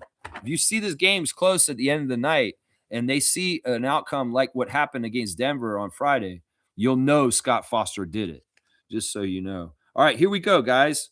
We've got a card for the Jazz, and this is a really hard card. I have never heard of this player in my life. So you guys, if you get this card, this is going to be the first ever classic card that's worth 500 points. So slugged easy. I know you're here. Let's get on it. This dude, I've never seen in my life. I've never heard of him before. I know y'all give me clues, and I will give me guesses. I'll give you clues afterwards, because I've never heard this guy's name ever until I just looked at this card. So if you can tell me who this is, you will get 500 points to your Raptor Freak trivia score. And you will get, if you win the Raptor Freak Trivia Championship, you get added to our championship trophy on the a plaque put on there. Yeah, let's see. Matt Okura. That's an interesting one. Yeah, you can't guess this one. Okura. All right, this guy apparently is he's a guard. He's a guard, I think. I don't know. All right, I'll give you a clue. Oh my gosh, he did get it. What the fuck? Whoa! Whoa! Whoa!